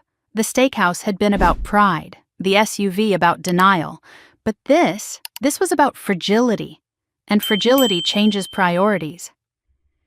That Sunday, we gathered again at my parents' house for a low-sodium dinner. No wine, no heavy desserts, just grilled chicken and roasted vegetables. Madison handed my father his medication without being prompted. He took it without resistance. Separate checks, he joked weakly. Madison smiled. Separate stress, she replied. I looked at her. She wasn't joking. She meant it. After dinner, as we stood in the kitchen washing dishes, she spoke quietly. I used to think money was the biggest issue. It wasn't. No. It was boundaries. Yes. And fear, she added. Of what? Of being ordinary. I turned toward her. You are ordinary. She laughed. Exactly. And that's fine. Yes. She dried her hands slowly. I don't need to impress anyone anymore. That's exhausting anyway. Yes. We stood in silence for a moment. You didn't rescue me, she said softly. No. And you didn't rescue Dad. No. But you stayed. Yes, she nodded. That's different. It was. That night, as I lay in bed, I thought about my father in the hospital, about machines beeping steadily, about Madison's hands clasped tightly in her lap, about how quickly everything can shift. The steakhouse had felt like a war. This felt like maintenance. Maintenance is quieter, but it lasts longer. Boundaries don't just protect money, they protect hearts. And for the first time, I understood that drawing a line had saved more than a dinner bill. It had reduced strain. On all of us. And strain, left unchecked, breaks things. We were no longer breaking, we were recalibrating, and that felt stronger than any public victory. The holiday season came quietly that year. No dramatic group texts, no frantic last-minute dinner reservations, no subtle financial probes disguised as tradition. Just a simple message from my mother in early November. Thanksgiving at your place this year, if you're willing. I stared at the screen for a moment. 2 years ago, that message would have come with unspoken assumptions. This time it felt respectful. Yes, I typed back, but we'll keep it small, 12 seats. She replied almost instantly. 12 is perfect. I didn't miss the significance. When I told Daniel, he smiled.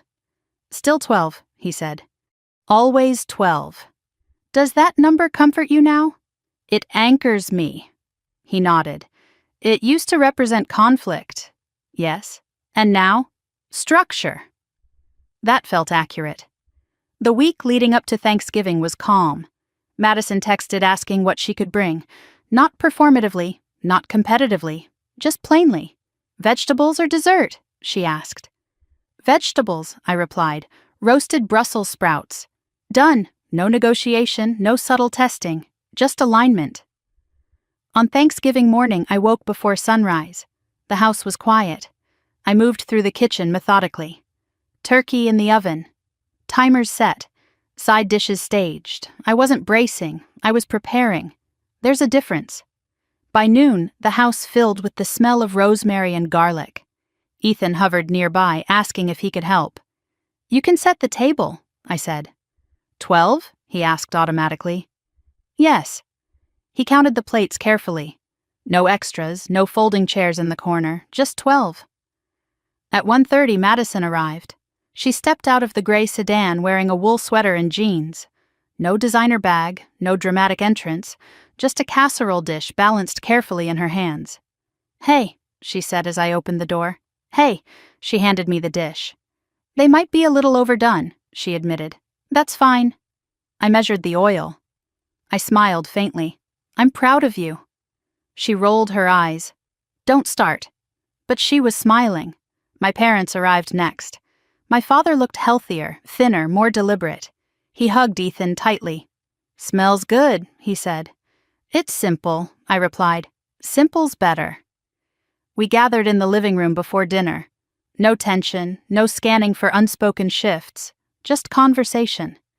Greg helped Daniel with the drinks, water, iced tea, a modest bottle of wine. 1. Madison caught my eye briefly. No commentary, no performance. At 3 sharp, we sat down. 12 seats, no more.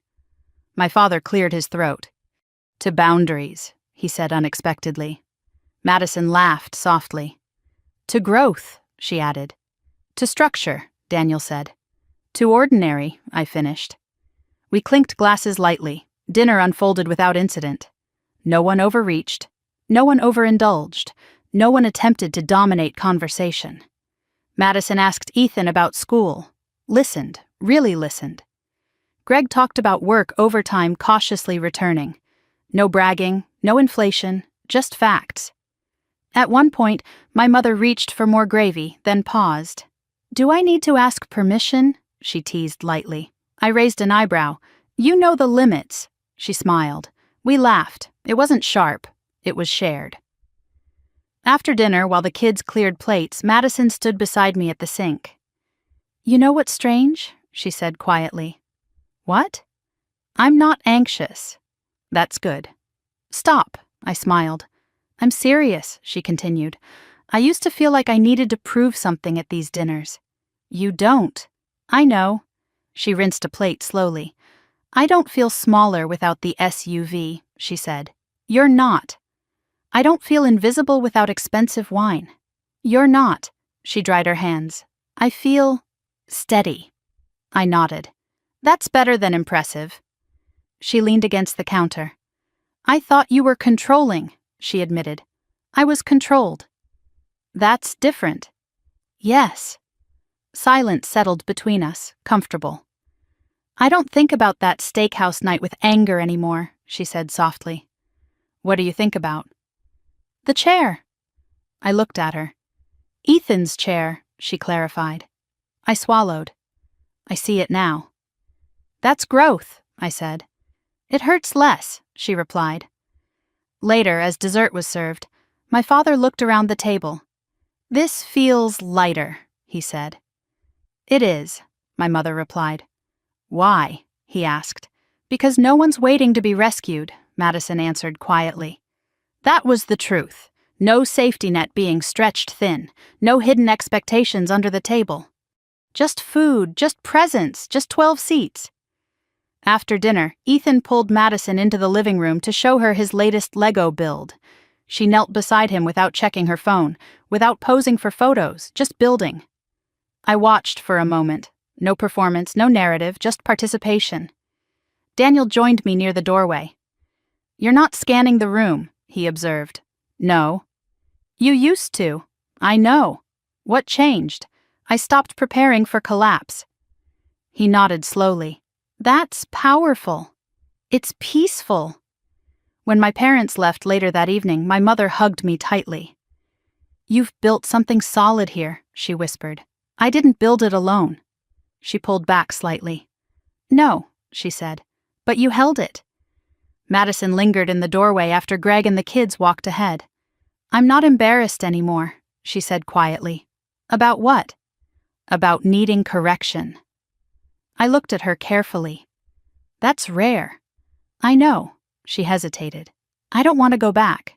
You won't. How do you know? Because you like steady now. She smiled faintly. Yes, she admitted. I do. She stepped outside into the cool evening air. I watched her drive away slowly. No rush, no show, just ordinary. Inside, as we stacked dishes and turned off lights, I felt something settle deeper than relief. It wasn't triumph. It wasn't even closure. It was equilibrium. The steakhouse had been a rupture. This was restoration. Not flashy, not loud, just consistent. Later that night, as I checked Ethan's college fund one more time, still growing, still compounding, I realized something. That number represented more than tuition. It represented discipline. It represented restraint. It represented saying no when yes would have been easier in the moment. And as I turned off the screen, I understood something else. We weren't a fractured family anymore. We weren't perfect. But we were aligned. And alignment is stronger than performance. 12 seats, 12 boundaries, 12 people choosing structure over spectacle. That was enough. The anniversary of that night arrived without warning. Not on a calendar, not with a notification. Just a quiet awareness when I drove past the steakhouse on my way home from a supplier meeting downtown. The sign was the same. Polished brass letters. Valet stand out front. Soft amber lighting visible through the windows. I slowed slightly at the light. Daniel noticed. "You're thinking about it," he said. "Yes." "Does it still feel sharp?" "No." "What does it feel like?" "Distant." He nodded. "Do you want to go back?" The question hung there. I didn't answer immediately. "I think so," I said finally. "That's new." "Yes?" The next day I texted Madison. "I'm thinking about having dinner at that steakhouse next week. Just us and Ethan. 1 year." There was a long pause before she replied. "That's bold. It's neutral." Another pause. "Do you want me there?" I stared at the screen.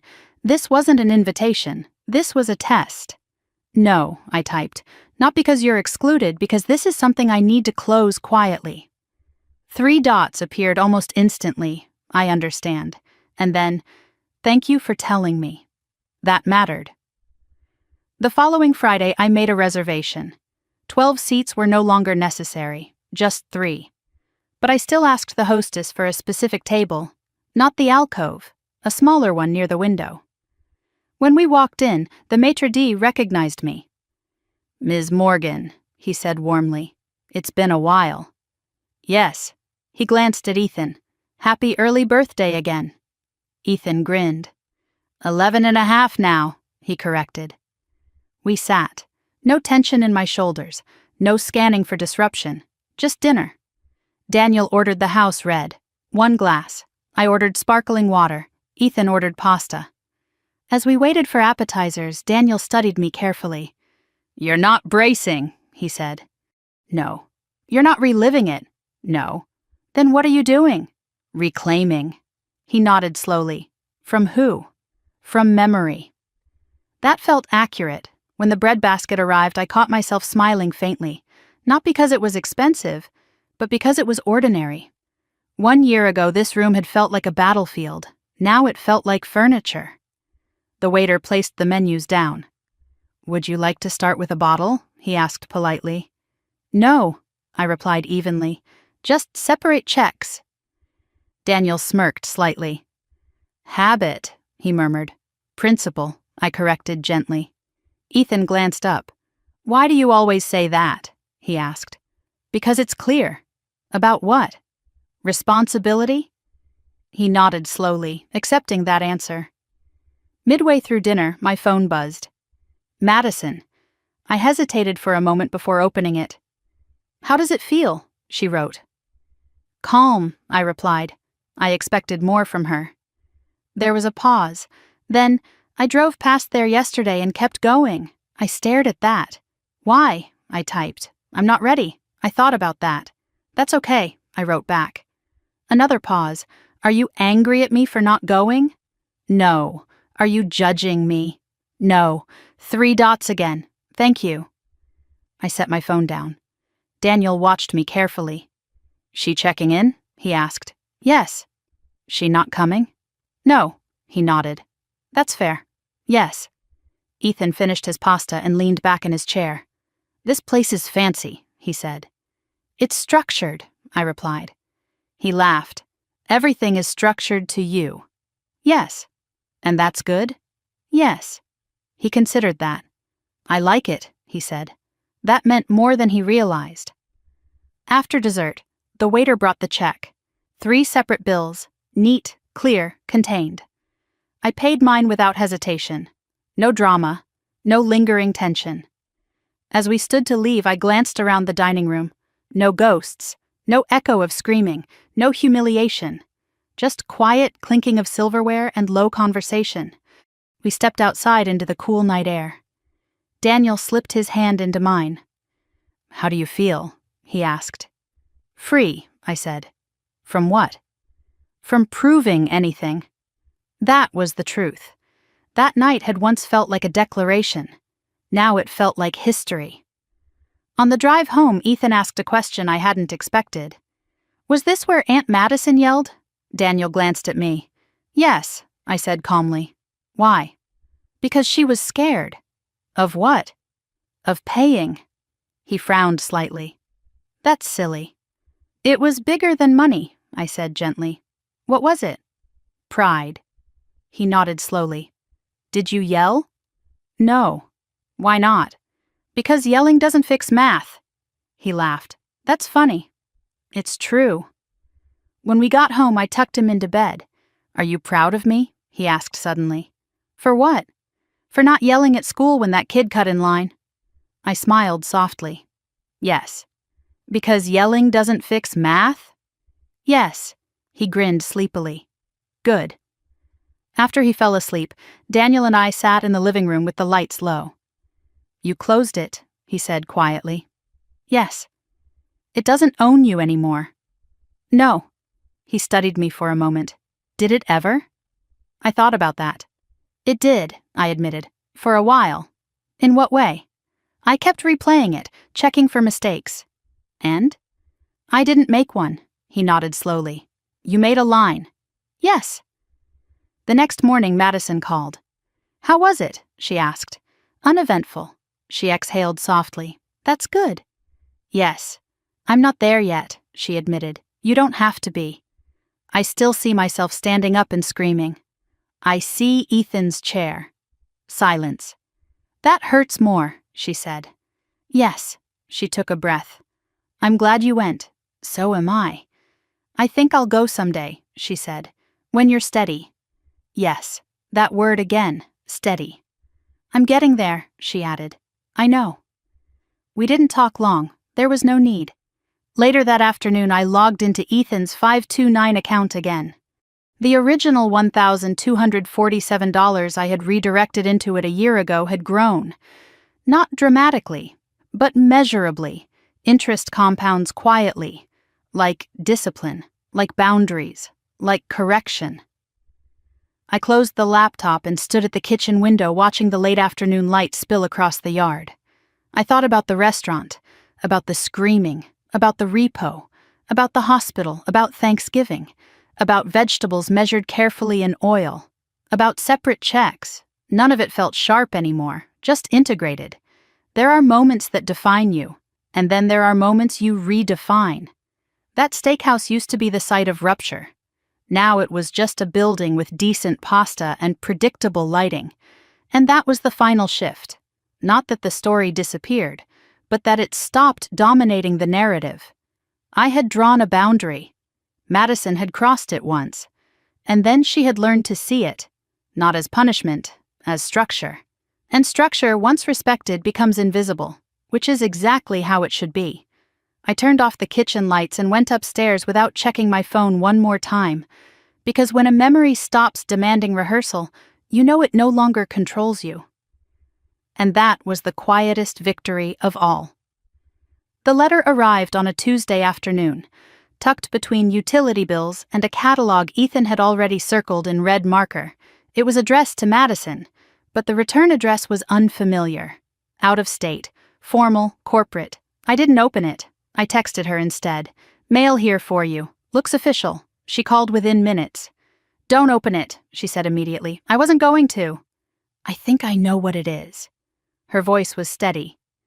That alone told me something had changed. "What?" I asked. "Settlement offer." "For what?" "Credit card consolidation lawsuit." I leaned against the kitchen counter. "They escalated?" "Yes." "Amount?" $34,000 remaining. That was lower than before. "You've been paying," I said. "Yes." "But?" "They're offering a lump sum reduction." "For how much?" 24. Silence. "That's significant." Yes. But we don't have 24,000, she added quickly. I assumed. She exhaled slowly. I'm not asking you, she said before I could speak. I know. I just needed to say it out loud. Okay. There was no panic in her voice, just calculation. What are you thinking? I asked. Liquidate savings. All of it? Yes. That leaves what? 600. That's thin. I know. Alternative? Continue payments for 3 more years. Interest would eat a chunk of that. You ran the numbers? I asked. 3 times. And? The settlement saves 8,000. That's real. Yes. But it empties cushion. Yes. Silence stretched between us. I hate this, she admitted quietly. Which part? Choosing between security and progress. I didn't respond immediately. That's adulthood, I said finally. She laughed softly. That's cruel. It's math. Silence again. Greg thinks we should do it, she said. And you? I'm scared. Of what? Of being back at 0. You're not at 0, I said. 600 feels like 0. It's not. But it feels like it. I know. She was quiet for a long time. I don't want to borrow, she said. You won't. I don't want to ask Dad. You won't. I don't want to ask you. You won't. She exhaled slowly. I think we should take it. Then take it. You're not going to tell me to keep the cushion? You already know the trade-off. I want you to say it. No. Why? Because this is yours. Silence. I hate that, she whispered. I know. But I didn't bend. She breathed in slowly. Okay, she said. We'll take it. Good, she groaned softly. Stop. I almost smiled. When do they need the payment? I asked. 30 days. Can you liquidate without penalty? Yes. Then execute. She was quiet. Why are you so calm? She asked. Because it's contained. What does that mean? You're not spiraling, you're deciding. She absorbed that. That feels different, she said. It is. The next week moved quickly. Paperwork, transfers, wire confirmations. Madison texted me the morning after they wired the funds. It's done. How do you feel? I asked. Like I jumped off a cliff and didn't die. That's growth, I replied. Stop. She added another message. I cried when the confirmation email came through. Why?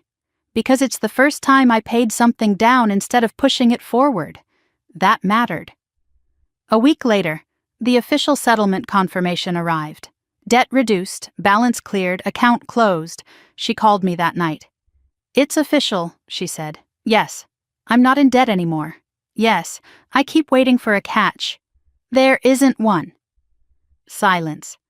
I'm proud of myself, she said carefully. You should be. That feels strange. Why? I'm used to someone else being proud for me. You don't need that. She let that settle. I used to think money was power, she said. It's leverage. Over what? Choices. Silence. I feel lighter, she admitted. Yes. But also exposed. How? No cushion. You'll rebuild it. I know. She paused. I don't regret not asking you, she added. I know. I wanted to. I know. But I didn't. That's the point, she laughed softly. I used to resent you. I know. For not softening. I know. And now I'm grateful you didn't. I didn't respond immediately. Don't say anything, she added quickly. I wasn't. Good. That weekend we all gathered at my parents' house again. No special occasion, just Sunday dinner. Madison looked different, not flashy, not dramatic, just upright. Greg hugged my father a little longer than usual. My mother set down a simple salad, no excess. My father looked around the table. I heard the news, he said. Madison nodded. It's done. Paid? Yes. He leaned back in his chair slowly. That's impressive. She shook her head. It's disciplined. I glanced at her. She caught it and smiled faintly. After dinner, while clearing dishes, she spoke quietly beside me. I almost called you when the wire went through. Why? Because I felt empty. Empty? Like I'd cut something away. You did. And I didn't know what would fill it. What did? Relief. She exhaled softly. And quiet. I nodded. That's healthy. She rinsed a plate slowly. I used to fill silence with spending. I know. Now I just sit in it. That's stronger. She smiled faintly. I don't hate that steakhouse anymore, she said. Good. I don't hate you for it. I know. I think it saved me. Silence. Don't get smug, she added quickly. I won't. Later that night, I checked Ethan's college fund again. The compounding had continued. Small gains, consistent, predictable, like boundaries, like settlements, like discipline. I thought about Madison wiring away nearly all her savings, about choosing reduction over comfort, about sitting with $600 and not collapsing.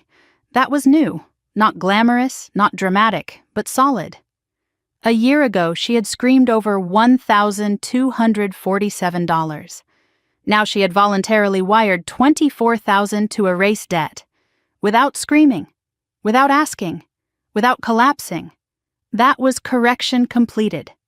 As I turned off the lights and headed upstairs, I realized something quietly powerful. The revenge wasn't the separate check. It wasn't the police cruiser. It wasn't the repo. It wasn't the Facebook post. It was this. Watching someone choose discipline over illusion. Watching someone grow without being rescued. Watching a family realign around structure instead of spectacle. That was the real shift. And it didn't need applause. It just needed consistency. And for the first time in a long time, consistency was exactly what we had. It has been exactly 1 year since I stood in the middle of that steakhouse and said no. Not whispered, not negotiated, not softened, just no.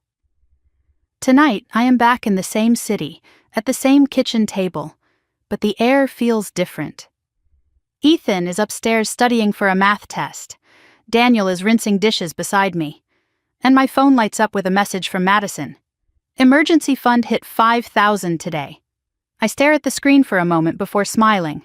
Proud of you, I type back. No emojis, no drama. Just truth. $5,000. That number isn't flashy. It won't buy a luxury SUV. It won't cover a seafood tower and 3 bottles of $150 wine.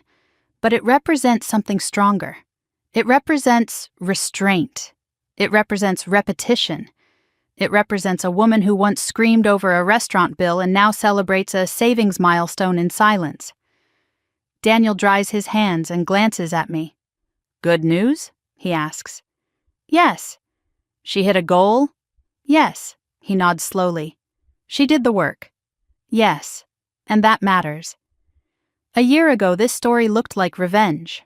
A sister ordering lobster and expensive wine, a hijacked birthday dinner, a public confrontation, police lights flashing outside a downtown Chicago steakhouse at 9:15 in the evening. It looked dramatic. It looked like family drama at its worst. But that wasn't the real story. The real story started after the screaming stopped.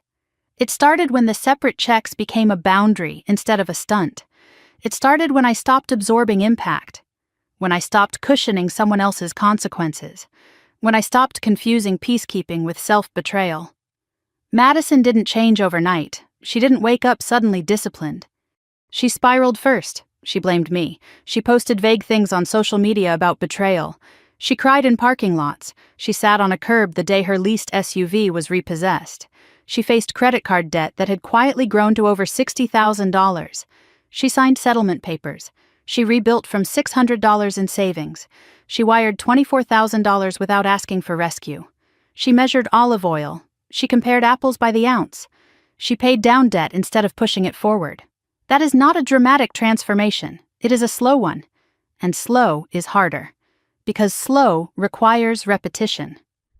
I walk upstairs and pause outside Ethan's room. He is bent over his desk, pencil in hand. Mom, he says without looking up. Yes? Can I ask you something? Of course, he glances at me. Are you still mad about that night? No. Why not? Because it did what it needed to do. He frowned slightly. What do you mean? It corrected something. He nods slowly. Like when you don't fix your math mistake right away and it messes up the whole page. Exactly like that. He smiles faintly. So you erased it? No. What then? I stopped letting it multiply. He grins. You're obsessed with math. Yes. And boundaries. Yes. He shrugs. I think it's cool. That's enough for me. Later that evening, Madison calls.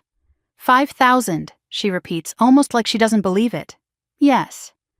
I keep thinking about that steakhouse bill. What about it? It was $1,247. Yes. That number felt catastrophic then. And now? Now it feels small. It was never about the number. I know. She exhales slowly. I don't hate that version of me anymore, she says quietly. That's important. I understand her. That's growth. She was scared. Yes.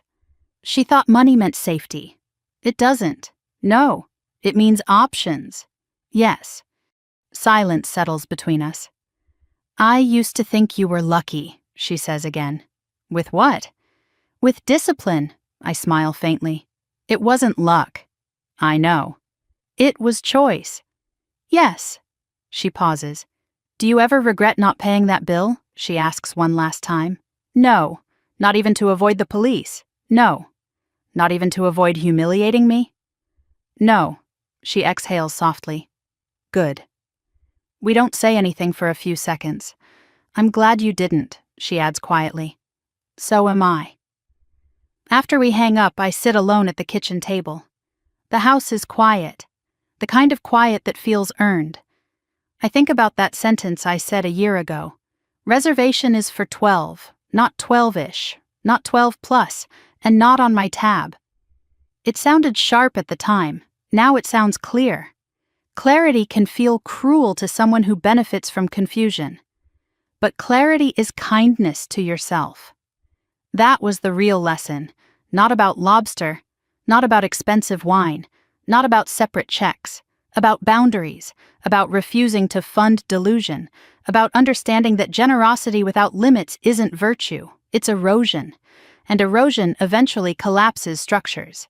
I didn't collapse, I reinforced. Madison didn't crumble, she recalibrated. My parents stopped confusing enabling with love. My father adjusted his diet after a cardiac scare and stopped carrying everyone's stress like it was his responsibility to absorb. My mother stopped calling daily to vent anxiety that wasn't mine to carry. Greg works overtime when he needs to. They drive a used sedan. They celebrate savings milestones instead of curated appearances. And Ethan grows up watching adults correct themselves instead of pretending nothing is wrong. That is not a revenge story. It's a restoration story. But restoration starts with a hard no. If you're listening to this and you're wondering whether you should have paid that bill just to keep the peace, let me tell you something. Peace built on self-betrayal is not peace. It is delayed resentment. If you are constantly being treated like the family bank account, if every holiday turns into financial manipulation, if every birthday becomes an opportunity for someone else's entitlement, ask yourself this: are you being generous, or are you funding a fantasy? There is a difference. And sometimes the most powerful gift you can give a person who exploits you is a public, unapologetic no. Not screamed, not theatrical, just steady. I didn't humiliate my sister. Reality did. I just stepped out of the way. And once I stopped absorbing the impact, she was forced to face the weight of her own choices. That weight changed her.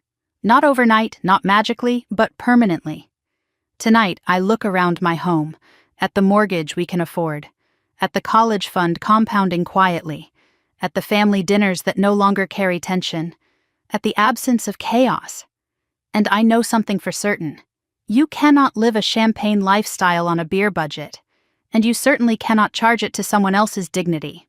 If you've ever had to draw a line with a toxic family member, if you've ever been called cold for protecting your peace, if you've ever been pressured to be the bigger person by paying for someone else's irresponsibility, I want to hear your story. Did you say yes and regret it? Or did you finally say no? Tell me in the comments. I read them. Every single one. And if this story gave you even a small amount of courage to draw your own boundary, stay here. Subscribe. There are more stories about family drama, betrayal, hidden power, and the quiet strength of choosing yourself. Because sometimes the most life-changing moment isn't loud. It's a calm voice across a white tablecloth saying, "Separate checks," and meaning it.